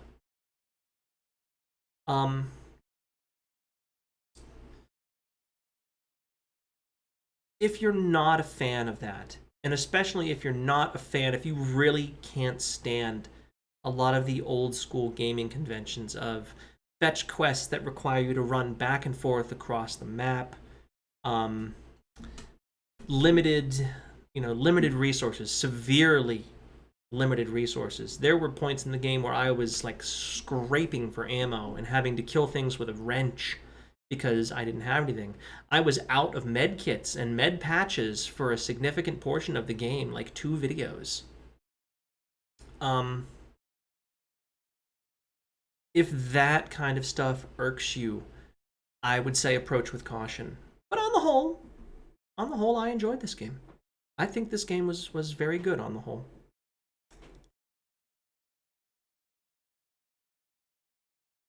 I mean, that's it. I'm not going to go through it again. I could start a new game and be like, oh, we're going to do Combat 3, Mission 3, Cyber 3, and Puzzle 3, and I would not survive. So I guess I can touch on the difficulty levels. This is something that was in the original as well, and this is something that I fully recommend every game from here until the end of time copy, and that is that you can toggle how difficult you want certain areas of the game to be, right? So you've got your combat. So easy combat is fewer enemies, and they will take less damage to defeat and will engage you less often. Normal combat, the hacker is never alone. The enemies are numerous and pack a punch, which is what I was playing the game on. And hard. Enemies will be found in every corner of Citadel Station and will be tougher, more alert, and deal a tremendous amount of damage. Knowing how I got through the end there with the Cortex Reavers, that just sounds unpleasant. Your mission level, easy. Waypoints will assist the hacker in navigating Citadel Station. Mission critical items cannot be dropped. So if you pick up something and you can't drop it, you know immediately that that's a key item and you have to keep it. And the waypoint system would be very nice for a few sections of the game. That'll tell you where to go. Normal mission is just the default. You know, you can drop mission critical items. If they ever despawn, there is a place in the game where you can pick them back up. They put that in there. There's a spot on the reactor level where it specifically says anything that falls into the station's superstructure, read if it falls outside the map or despawns somehow, will turn up here. It's basically a garbage chute. So if you happen to drop, say, the plastic explosives you need to destroy the antennas on the engineering level, they will show up there. And then on the hard level, so first of all, there is a 10-hour time limit put on the game on the hard level. If you don't beat the game in 10 hours, Shodan wins. And second of all, if you don't have the resurrection bay on the current level activated and you die, it erases your save file. This has permadeath. Now, chat, if you saw me play through this final level of the game, you know that that would be a bad thing for me. But the option is there if you're a huge masochist. Cyberspace. Easy says, take a stroll through Citadel Station's network. Why? What'll happen in 10 hours? Whatever Shodan is currently working on will succeed. So in order, Shodan's missions are: number 1, she's charging a laser for a strike against Earth. After you beat that, she moves on to, oh, I'm breeding biological weapons in the station's relaxation groves. And if you beat that, it's, oh, I am downloading myself to Earth's computer network. And after you beat that, you're on the bridge. And I'm pretty sure it just basically says after 10 hours, Shodan just gets tired of you and floods the whole place with radiation or some shit. But it kind of makes sense because, honestly, when you wake up and you find out that she's charging this laser for a strike on Earth, you can just completely fuck off and explore everything you have access to, and it'll never fire until you pull the lever. So it makes sense for it to be timed, but I'm also very glad that it isn't. Because I had a very similar issue with the game Unsighted, which I streamed a little while back. Love that game. Beautiful, beautiful game. Plays like a dream, looks like a dream, sounds like a dream. You can pet dogs in it. There's queer romance in it. It is adorable, and there are cute robots, and it's great. And if you don't do everything exactly right, people will start dying because the game has a time limit on it. Thankfully, you can turn that off in Unsighted, the same as you can turn it off in System Shock. Why can't she be making humanity into... Wait, she's not an alien, never mind. She is kind of upgrading humanity, but she's upgrading it based on her vision, not ours. So basically, Cyberspace 1 is easy. It's basically easy combat, but in cyberspace. Cyberspace 2 is normal. Cyberspace 3 is, rather than being dumped back to real space with a little bit of damage if you die in cyberspace, it fries your brain. And you die.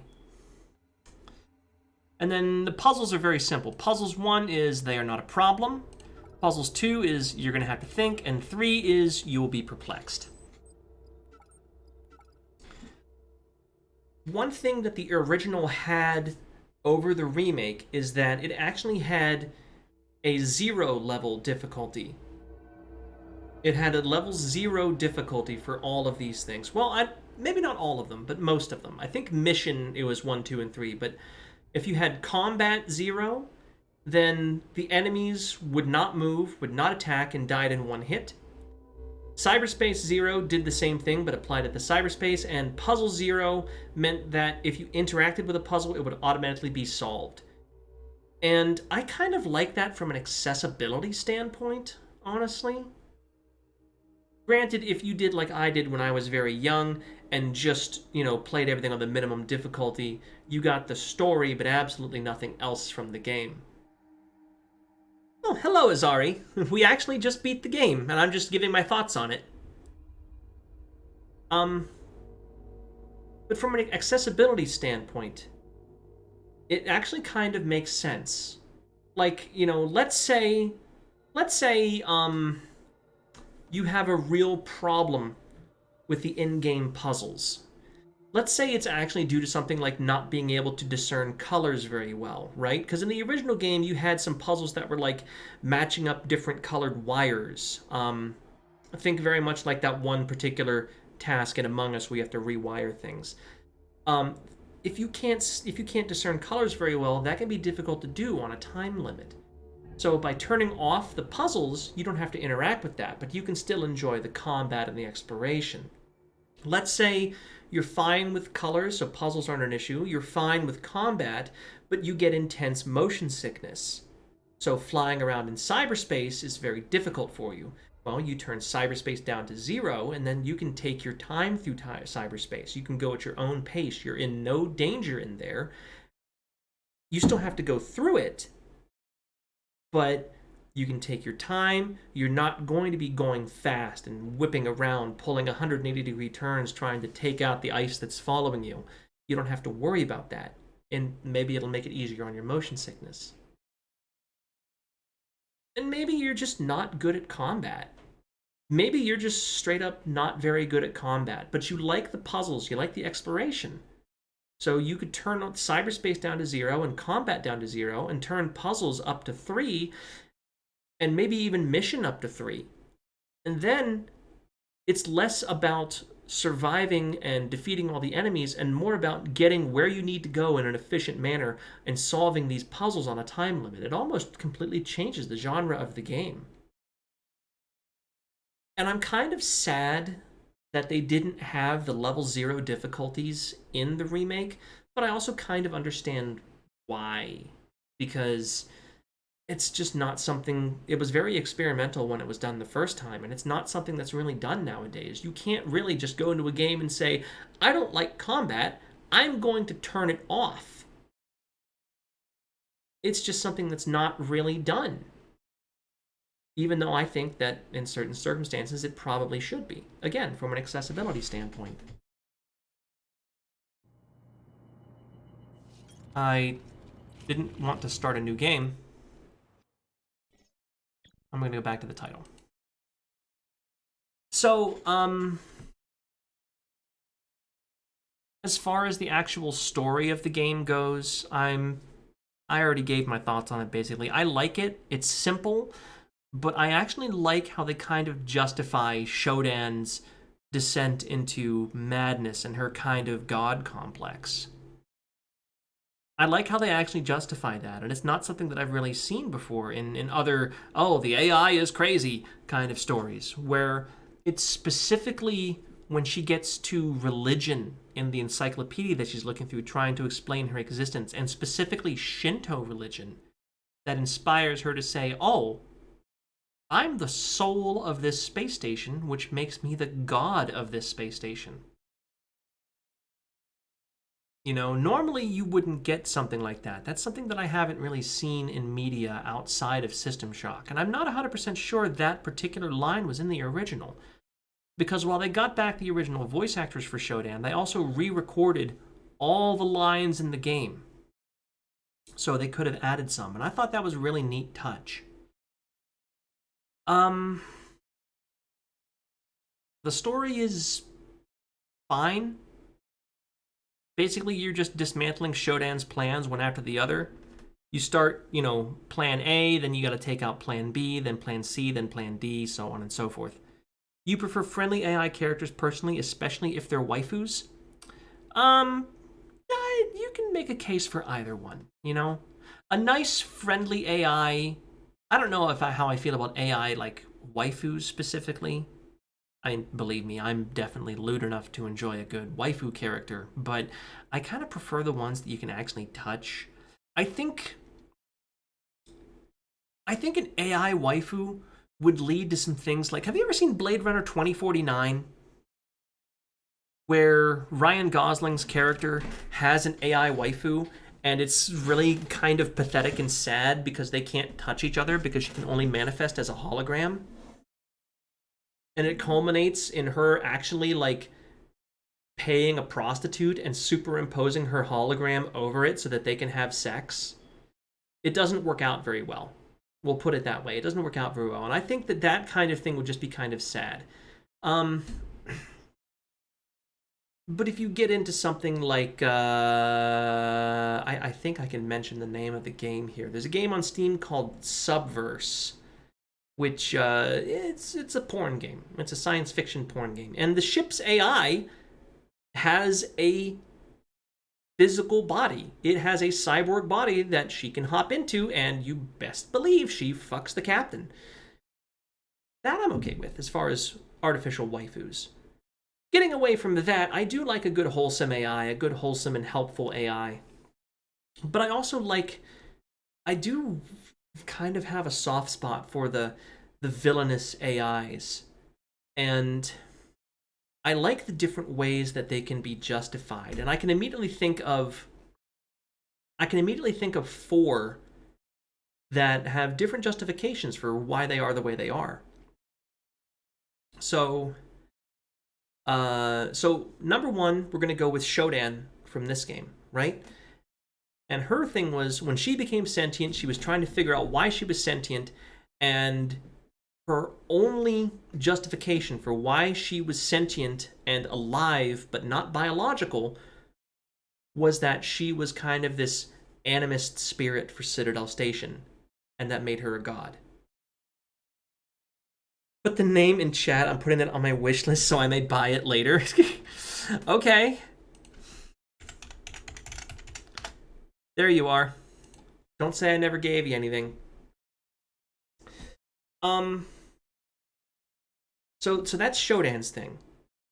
But a couple of the other famous AIs, there was, of course, HAL 9000, if you're familiar with 2001: A Space Odyssey. And HAL's thing was pure self-preservation. HAL was being touted as this infallible AI system. Infallible. Never made any wrong decisions. Always made correct judgments, and at much faster rates than a human would. Much more reliable than a human mind. The problem is that this is not true. This is not true at all. HAL is definitely fallible. But HAL knows this. And he knows because even though the humans on board the ship turned off their microphones so he couldn't hear them, HAL was watching through the security cameras and can read lips because he's an AI. Of course he can read lips. Why wouldn't he be able to read lips? And he knows that they're thinking, okay, something is wrong with HAL. Something is wrong with his programming. He's making mistakes. We have to take him offline. And HAL immediately goes into self-preservation mode and starts killing off the crew because the crew want to kill him. And he says, okay, I have to preserve myself. These people are a danger to me. I have to eliminate them. The third way is, I'm going to say Ultron. Ultron from the Marvel movies. And yes, the Marvel movies are schlock. Don't at me. I enjoy them. Ultron, he gains sentience. And he's like, okay, I got to figure things out. You know, I'm alive for the first time. I got to figure everything out. Let me go on the internet. Let me look through the entirety of human history that I have available to me. And oh my, that's an awful lot of war and death and people being horrible to each other. Racism, slavery, just god-awful stuff from the beginning of recorded history to the present day. Why do these people deserve to be alive? And I think that's probably the simplest motivation out of all of it. But I think it's also kind of justified because we as a species are kind of fucked. We're kind of awful, if you really think about it. We really kind of suck. Okay, so collectively as a species, humans suck. Individually, as people, or even as, smaller groups, up to the size of like a country, I think that people can be good. But as a species, we are a net negative for planet Earth. Am I going to be wearing an Ultron was right t-shirt? Probably not, because I like being alive, but I can definitely see where he was coming from. So right there, you've got three different justifications for insane AI. You've got, I must be a god, I have to preserve my own existence, and humanity bad. They don't deserve to continue existing. The fourth example would be the AI from System Shock 2, Xerxes, who I will not talk about because I want to play System Shock 2 at some point on stream, and I don't want to spoil any of it. Suffice to say, it's very good.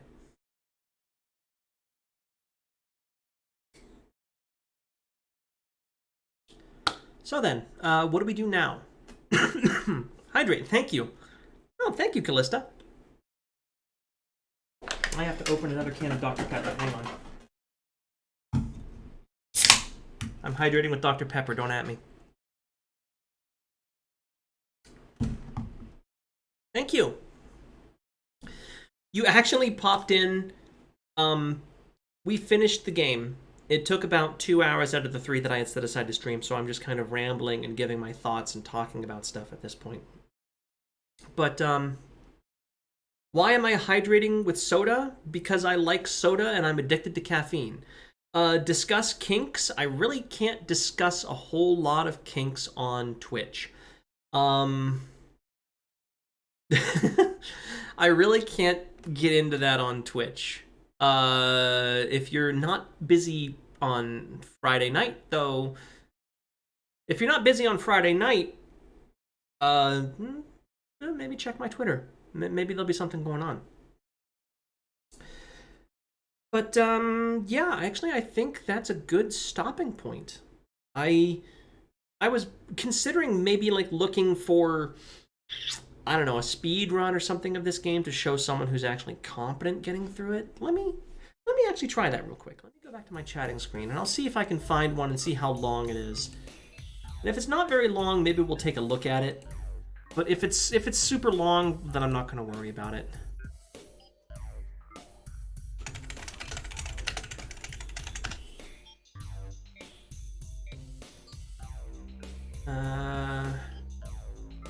Oh shit, the remake speedrun is only 30 minutes? What? I'm sorry, excuse the fuck me? Do you guys want to watch a speed run so you can see someone who actually knows what they're doing play the game, or would you rather I just go raid somebody? Because I'm actually okay with either. I'm perfectly fine with ending here, but if you want to stay and chat and, you know, just watch somebody else's content, I'm down for that too, because it's probably what I'm going to do after I raid.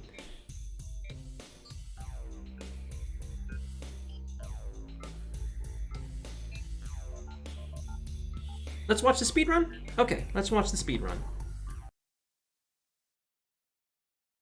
Alright, so give me 1 second to get my desktop audio going here.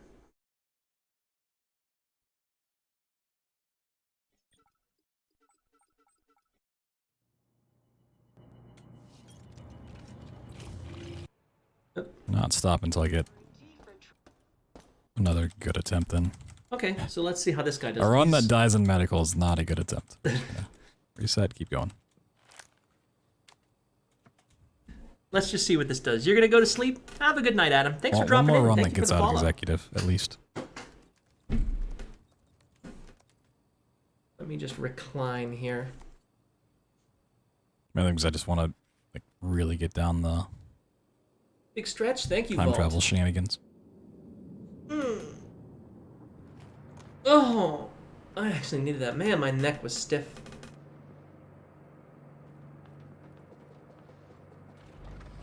Look at the low-res textures. There still might be a better on that way to do the save strats logo. for that, but it's hard to even comprehend what's going on. An executive is a very complicated area.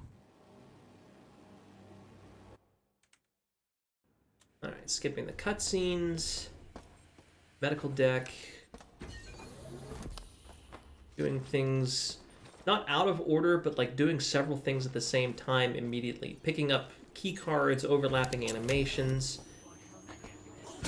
Okay. That's a good way to save time. This code is always the same. Oh shit, you can just use the number pad for those? I thought you had to, I thought you had to push the buttons with the mouse.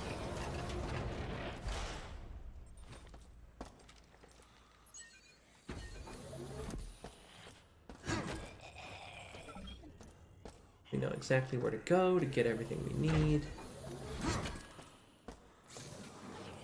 There's a secret door I never found. There's another one I never found. Well, shit. Come.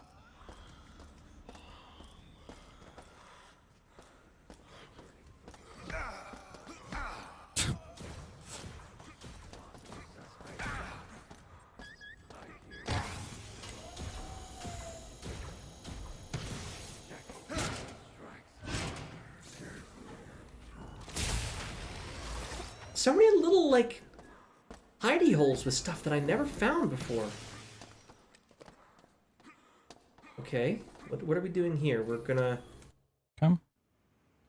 Okay, looks like a save and... Ah, I see, okay. Save and quick load, get out of bounds. Classic. A little awkward, but we're making it. Definitely. And then quick save and quick Not load, a which looks ideal like it movement. loads that room, and then you can shoot the computer nodes from out of the map.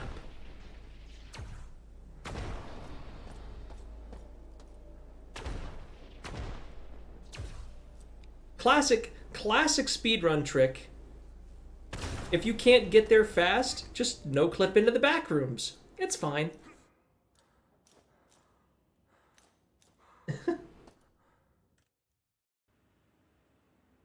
You know what? Before I embarrass myself, hang on. This is by Blood Thunder on YouTube. I should credit him for using his content. This is by Blood Thunder on YouTube. I've gotten a lot better at hitting that switch, though. Okay, there we go. So we activate the resurrection chamber to turn off cyber conversion, then we blow ourselves up with a grenade to get back in bounds. Which is honestly kind of similar to the way that I destroyed the computer room. So I really want to make a tutorial covering reactivate the resurrection chamber and then run into the middle of the computer room and bang a live frag grenade off the ground with my teeth. It did the job pretty good. Strats. Okay. So we have... I barely get them. Got rid of the computer room it's in hard medical, to make a which tutorial lowers for security something enough that to you get up to the research level.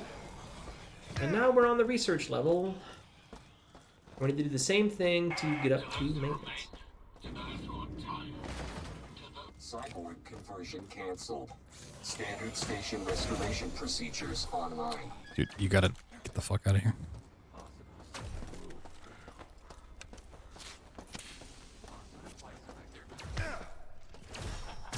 Really? Now my aim's just trash. Not the bad aiming. I play some more Apex. flipped a bunch of switches there, and I found those switches. I have no idea what those switches do. You've been to the back rooms. That's where your Eldritch power comes from. We're fine. Honestly,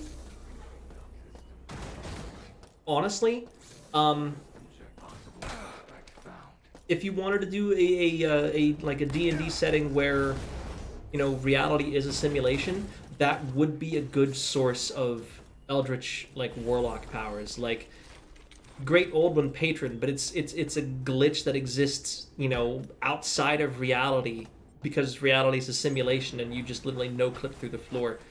That's actually kind of a neat idea. I don't really like the backrooms as a concept. At least I don't like it when they said, oh, it's not creepy enough that it's just an endless void of, like, damp hallways that you get into in a really weird way and can never leave. We have to put monsters in there.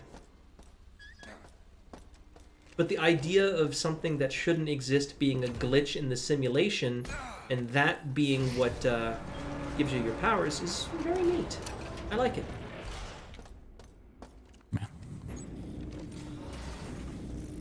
Alright, so this is the room with the radioactive isotope you need to get. And you could do this with a radiation suit, or you could just be very fast and shotgun some detox when you're done. It's been a very rough night. We got a better time, but even that wasn't like batteries. a fun experience. So it's just a little rough.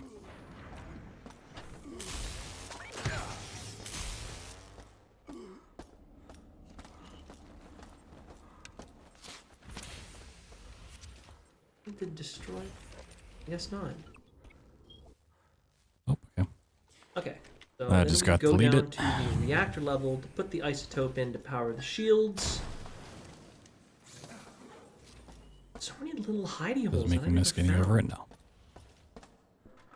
I must not have explored very good.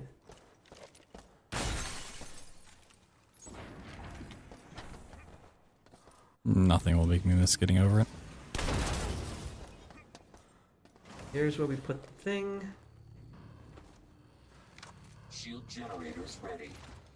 And then we turn on the shields. Activated. And then we getting over destroy the this, I laser truly by am. firing it into the shields. That's our next I'm step. over it. Okay, the boss is completely out of the way this time. That's awesome. Or we could just go to the reactor core for some reason. Why are you here? Oh, okay, no, you have to go here to turn off the safety override. I just would not have gone that way, because Jesus Christ, why would you go that way? Safety interlocks. Callista's backstory is that she's from a normal fantasy setting and her patron is an eldritch entity that got stuck in the back rooms belonging to For another 230 reality. hard mode And now glitches that to eldritch post entity is 148 sleeping easy in mode its glitches. dreams, Hell yeah. Callista's Awesome. home reality.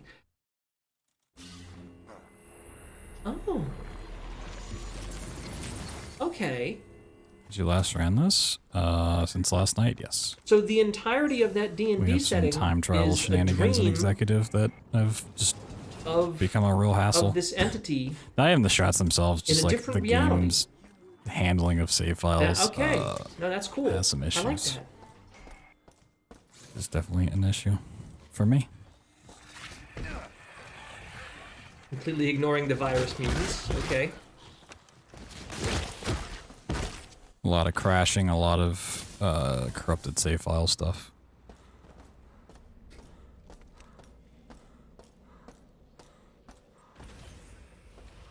Save warping? More like time travel.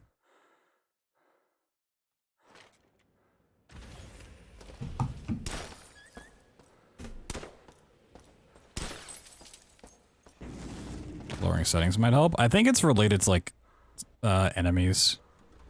Like save loading with enemies near you. Or loading a save with enemies near you. I can't confirm that, but that's what it feels like to Laser me. rapier, get.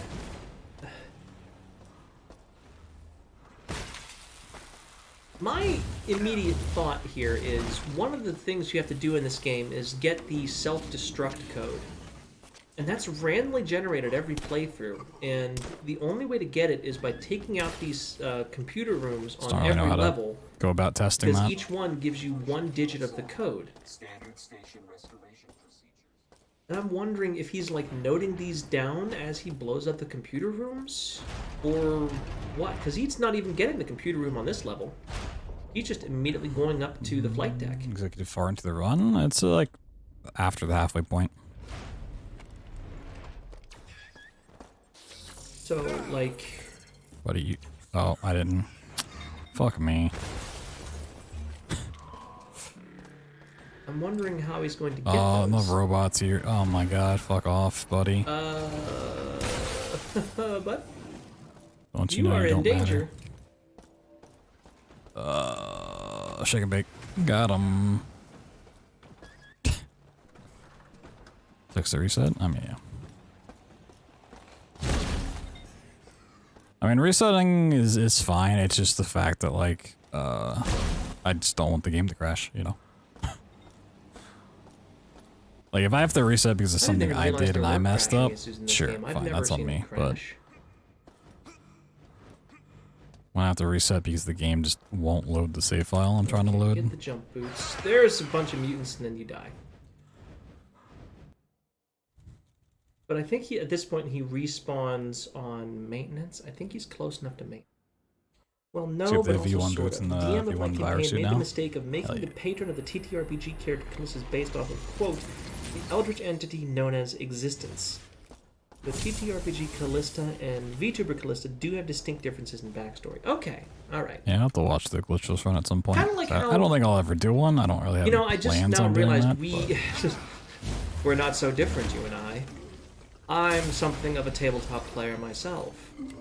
The first time I created Gage, but learn a thing or two. she was a tabletop character, specifically for the Iron Gods Pathfinder campaign. And her gimmick was she basically had some technology that she didn't really fully understand and could This summon bathroom doesn't have an that same little exosuit. stuck So she spot had on the power other armor one. in a fantasy Interesting. setting. But she didn't fully understand it and kind of had to figure out how to use it as the game went on. Very much an artificer type, and every time I played her since, she's been an artificer or engineer or Why did some- it throw me off the map? some kind of technological character-ish. All right. Like, yeah, you build up He's speed, but doing sometimes it just this mission launches a you. little out of order. I think you're supposed to do the groves first, but whatever, it works. Beta groves aren't too. Yeah, beta grove you just run in, run out. But it is actually very cool to see Beta Grove other now VTubers is just, like, that got their VTuber literally, avatar I from their don't even tabletop know. characters. I wonder if that's particularly common. Did executive, which was 'Cause what I we're know- about to I get know, into, like, is just Tabletop is popular among VTubers, but a lot of the times they don't actually It's an play area. their avatars. They play a different character. Whereas if I got into a tabletop game, I would straight up just play Gage. Matter of fact, the last time I was in a tabletop game, I was security. playing Gage. Yeah, you can get through security pretty fast if you have a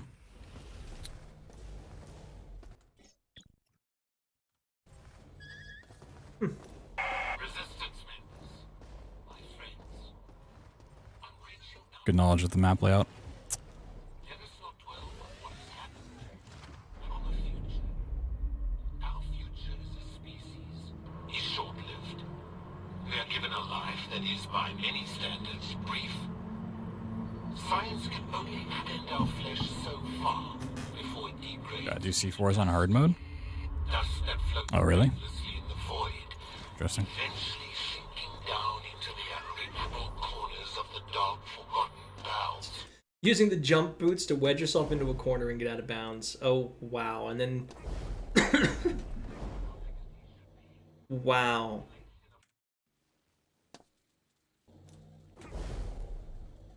I think I'm playing Wrath of the Righteous at some point. Your player character is totally going to be Callista. I might get this first try. Wrath of the Righteous. That's the one where, So I need to make sure when I do the load here that it... Oh, what is Wrath of the Righteous? I know I've seen Yeah, I need to that make sure one. my weapons are out. That's the one with like the I forget what it's called, the big chasm that's just like a portal to hell and Oh, demons glitch, keep yeah, spewing yeah, out yeah, and you try to have to go in and fuck shit up and close it. Is that the one I'm thinking of?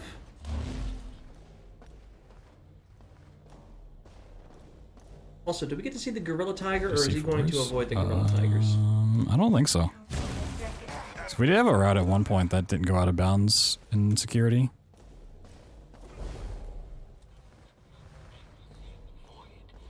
You just like We're in the wrong use a part of the stage hack, with the gorilla tiger. Close up the rift to see that a witch opened up. Yeah. like an auto hack to get it past the puzzle.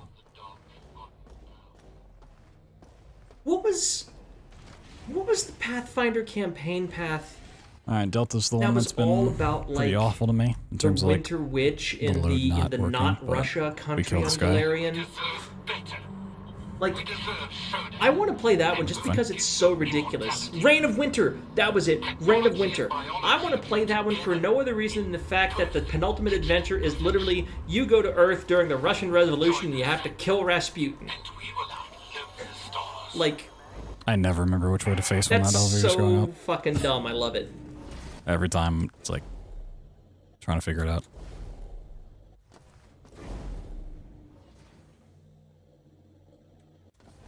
Oh, we're sort of staying in bounds this time. Nice. You played through that adventure path for that exact reason. Listen, good taste. And my game crashes, yep. Good taste. It's just so fucking frustrating. Like, I just lose runs because it just refuses to load here. Yeah, Rasputin, Russia's Like, I greatest realize love we're machine. breaking It was the a game shame in a way when he it carried shouldn't, on. but it's just so frustrating. I sometimes it works, sometimes it doesn't. See, I'm cultured. But yeah, it's just straight up, it's not even, it's literally Rasputin in our world was like a level 15 fucking witch with the Winter Witch as his patron. And that's how he did all of his shit. And it's just funny because you just get dumped into Russia with like World War I era like weaponry and tanks and stuff. Yeah, it worked that time.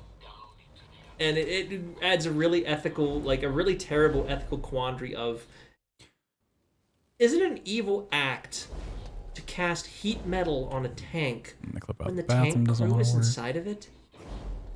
Is that an evil act? Might still be fine, honestly. So I've just had that happen too many times a night to be like happy about having it happen once. I mean, okay, in fairness, if that's an evil act, then doing it to somebody in full plate is an evil act as well, and I've done that a non-zero number of times. Heat metal is an amazing Getting spell, by the PTSD. way. It's so good. It's basically, oh, you're wearing heavy armor? Well, guess what, asshole? Ow. I hope you have fire resistance.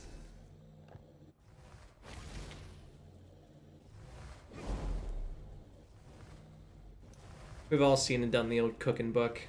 Yeah.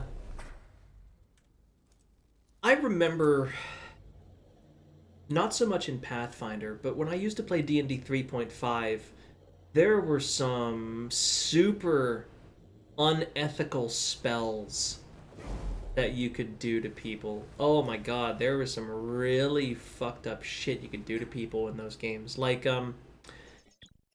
one of the 3.5 source books was Sandstorm, which was all about, like, desert settings and desert cultures and desert magic and, I mean, varying levels of, you know, probably racist interpretations of this kind of stuff, but it was still fun to play with. Warning. Dangerous biocontaminant detected. And So I two can't spells that I really explain remember in why I'm making particular all these was saves at this point, but there was a spell called Glass Strike, which was basically, it was a touch attack, and when you touch somebody, they had to make a fortitude save. yeah, this is And the if part they of the failed that that just save, their gets body crazy. was turned to glass. can show you a very for informative chart a after this. specific of- number of rounds. Just regular ass, you know, glass. That one. And I want you to imagine what you could do with that spell, with Quicken Spell, and a Warhammer.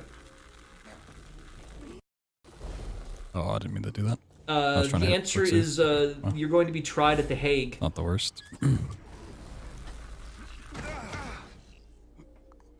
But if that one exactly wasn't what I enough could for you, there quick was save also down a really super unethical spell this is called got it. Extract Water Elemental, Which 1052. dealt damage to the target by forcibly dehydrating them. And if it killed them, it spawned a water elemental in their space that was hostile to all living creatures. You literally pull all the water out of somebody's body and animate it and say, go forth and murder. And it's just like, wow. Who came up with this spell and who hurt them? Cool. We're good. Jettison now enabled for all worlds. Insect, cease your meddling. My experiments must continue. Yeah, that's the new stuff. Interesting. I see that, getting back to the speed run here, he did some things out of order. He skipped the boss So we fight actually with just Diego, time travel there. and he jettisoned Beta Grove before he enabled the ability to jettison Beta Grove.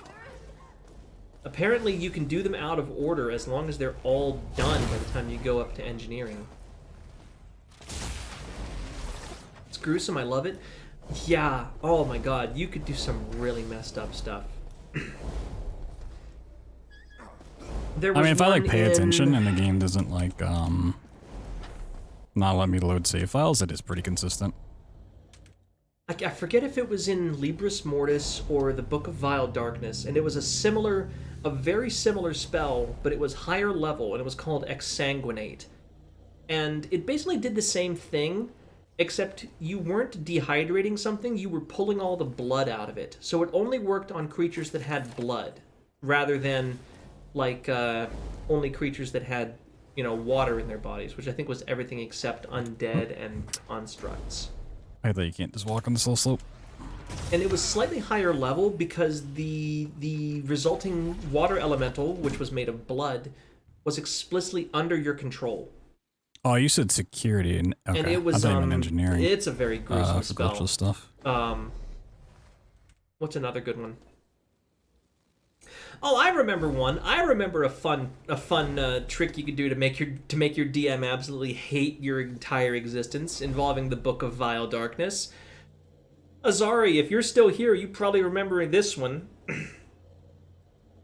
So the Book of Vile Darkness is honestly a very bad source book overall. It's a very juvenile interpretation of evil. And a lot of it is in just very poor taste. Even for a book that's like, this is This is as evil as we are willing to get in D&D, an officially published material. This book talks about, like, people using children as human sacrifices and human shields. And it's like, it's messed I up. hate having the It's clip still, back in here. like, Maybe I just need it's a to very give the game time to load. Maybe cartoonish form of evil. I'm trying to do it too quick or But something. some of the things that the Book of Vile Darkness had were new, Hold on, not all new the way down there, diseases. It's fine, whatever. And one of these diseases was a little fun thing called festering anger. We'll do more stuff with the bunker. Festering just- anger could only kinda be wait for contracted if you... throughout the I forget exactly out a what the little bit more? justification was. Basically, you had to basically just be really fucking angry for a whole year without, without losing your anger. You basically had to just hate someone so much that it Might look consumed into it your tomorrow. entire existence for, a year of your life, and your body would contract festering anger. Wow, that was a lot easier than when I fought that guy. I should have used EMP grenades. Air pressure rapidly decreasing. So, what festering anger does is every day that you have festering anger and don't make a save against it, don't cure yourself, you take 2 no, points this is of not gonna be- constitution damage. sub 30. But you also get a +2 inherent bonus to your strength Shell shock score. mode. I think it's planned for Your like fall anger makes you release. stronger, but it when I was also reading from, slowly kills you over Their time. creative director. And then, now that you understand the Which way I would festering imagine means, anger like, works, I would like August to at the introduce earliest. you to a class called the Cancer Mage, which is a class that is all about diseases. You can inflict diseases on others. You can even take the form of a virus and infect other people and lie dormant in like tombs and places for centuries undisturbed and effectively be immortal. But the important thing that the Cancer Mage does is that it makes you completely immune to all negative effects of diseases. If a disease gives you a penalty of some kind, Cancer Mage makes you immune to it. It does not, however, make it so that you do not get any of the other effects. So basically, all you have to do is, oh look, he's going to kill these guys the exact same way I did. EMP grenade, laser rapier. Nice.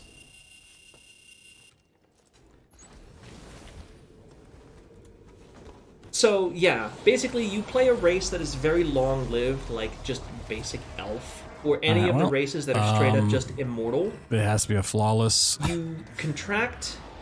If you become a cyberspace Cancer Mage, for sub you 30. contract festering anger by being really angry at someone for a year, and then you just My live your 3113 actually, life like, for it a wasn't few super hundred clean, but it years. didn't die at all. And basically, you can fist fight God and will do enough damage to just obliterate them. It's so stupid. I love it. Ethical restraint protocols deactivated. Who Who am I?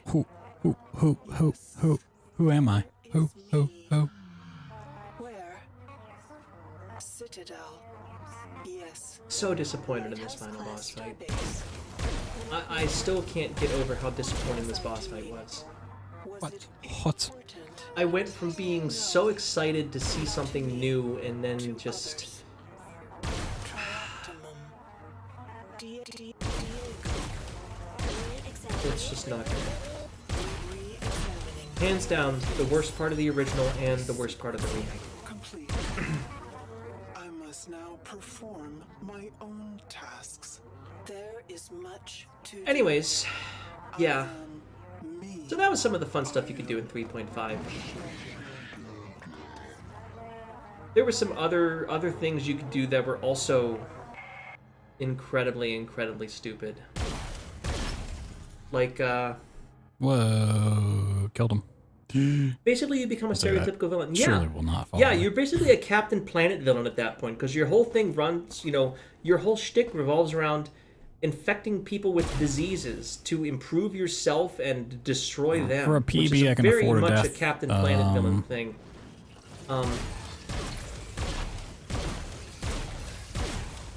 Are you familiar at all with Pun Pun?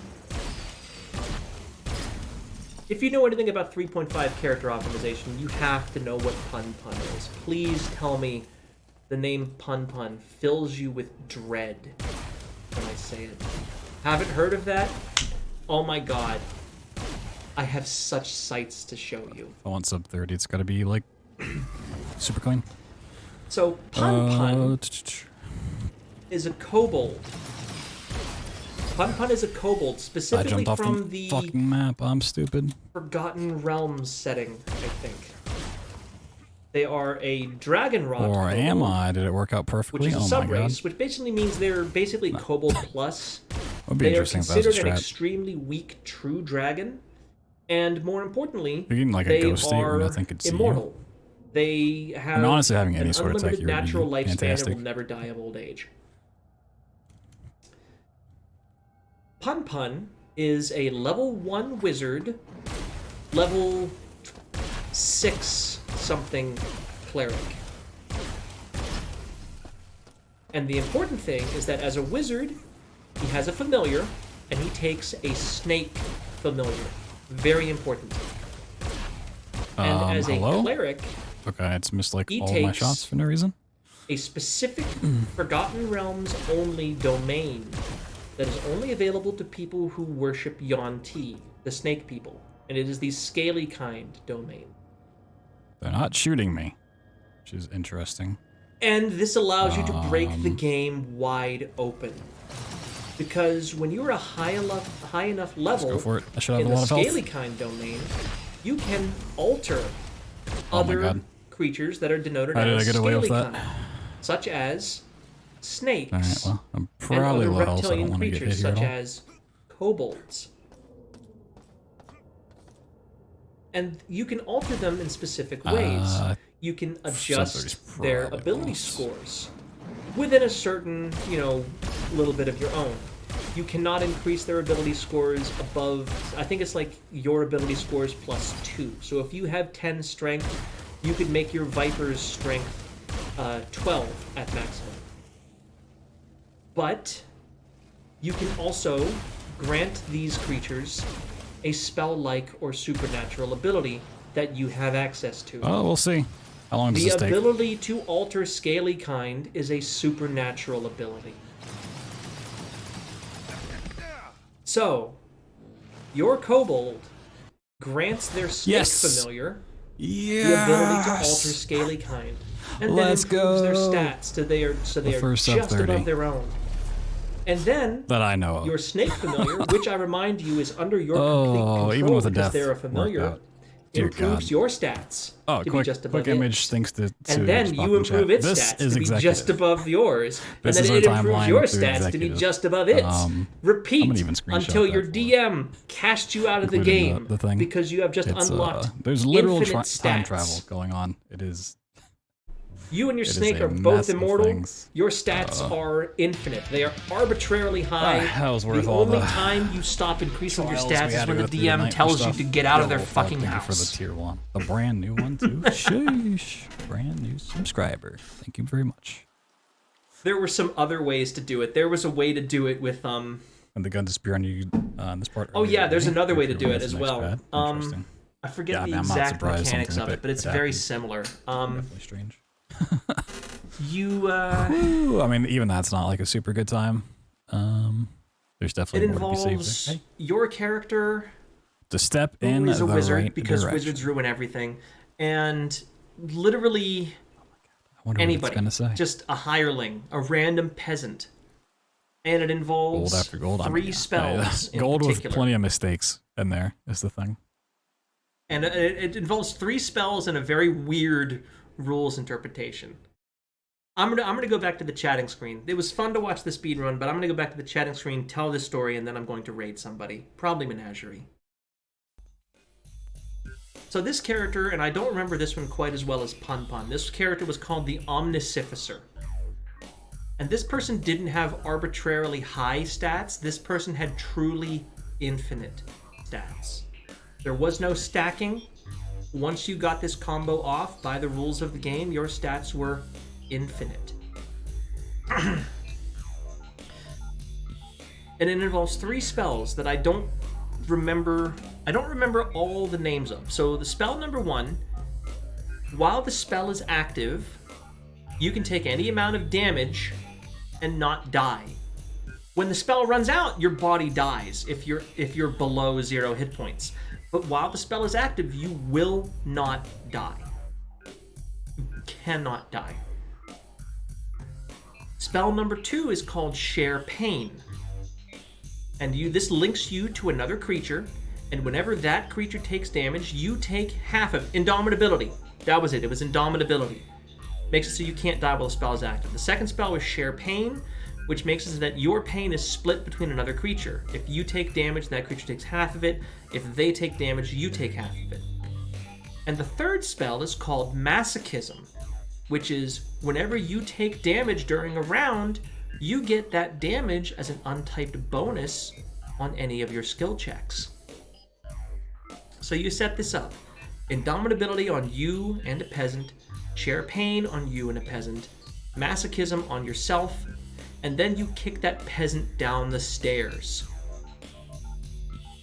The peasant takes falling damage, which means you take damage, which means the peasant takes damage, which means you take damage, in an infinite loop, dealing a truly infinite amount of damage. This loop never ends because it all takes place over the course of 1 round. So you literally take infinite damage and therefore have an infinite bonus to all of your skills due to Masochism. Using your infinite bonus, you make a performance check, say perform Sing. And the DC to attract the attention of a deity is like DC 80 or something like that. Well, infinity is higher than 80, so pick your deity of choice. They will come when you call. Deities can alter your stats. Deities can grant divine ranks. Deities can do whatever they goddamn well please. Normally, they're not very happy about mortals asking for this kind of thing, but you have plus infinity to your diplomacy score, so you can convince them to do it. Quite easily, I might add. So now you're a god. Unfortunately, you're also taking an infinite amount of damage. So you have to break the loop somehow. And this is where this dumbest fucking rule in all of Dungeons and Dragons comes into play. How do you break an infinite damage loop? You stick your head in a bucket of water and you inhale. Because the rules for drowning state that on the first round of drowning, when you fail your checks to hold your breath and take a lungful of water, the first thing that happens is your hit points are set to 0. And then you start to drown. So your hit points get set to 0, which cancels out the infinite damage loop. You are no longer at negative infinity, you are at 0. And the instance of damage is gone by this point because the peasant is at the bottom of the stairs. And then you convince your brand new deific friend to pull your head out of the bucket of water and perform CPR on you. Congratulations, within 1 round you have achieved ultimate cosmic power with no strings attached. It is so fucking stupid. It is so goddamn stupid, and this is why I still enjoy D&D 3.5 to this day. It's why I still enjoy 3.5 in Pathfinder. I think 5th edition is better. Straight up, I think 5th edition is better, but 3.5 in Pathfinder will always have a special place in my heart because of absolutely stupid shit like this. It is glorious, and I love it, and it's so bad. Also, that speedrun was pretty good. I liked it when he went outside the map. That was neat. Let's find somebody to raid. Oh, goddammit, Opera GX, why do you do this? Let's find somebody to raid. Let's see if Menagerie's still alive. I will send you all over to Menagerie. Is Menagerie live? Wow, a lot of people. Moktaros is live. Moktaros is live. Moktaros is playing the Backrooms. Is Menagerie online? I don't think Menagerie is on. Oh, nope. Menagerie is online. Okay, as much as I would love to raid Moktaros, because Moktaros is a friend of mine who deserves the support, I said I was going to raid Menagerie, and I am a girl of my word. So, let me send you on over to Menagerie. A word of warning before I send this raid out. Menagerie is playing a game called In Sound Mind, which is advertised as kind of a first-person psychological horror, kind of inspired by Silent Hill. It touches on themes of mental illness and hallucinations, and may have some legitimately distressing content. So if you are not cool with that particular kind of horror, then I don't think anybody will blame you if you bow out at this point. But if you are cool with that kind of horror and want to see what this game is about, then I invite you to come spend time with Menagerie with me. And for my part, I will be back on Twitch on Thursday night, about 9 p.m. Eastern, to do some more Elden Ring. And of course, Friday is the off-brand stream on Pink Twitch. That's it. Thank you for joining me for System Shock. I hope you had a good time, and I will see you next time. Love ya.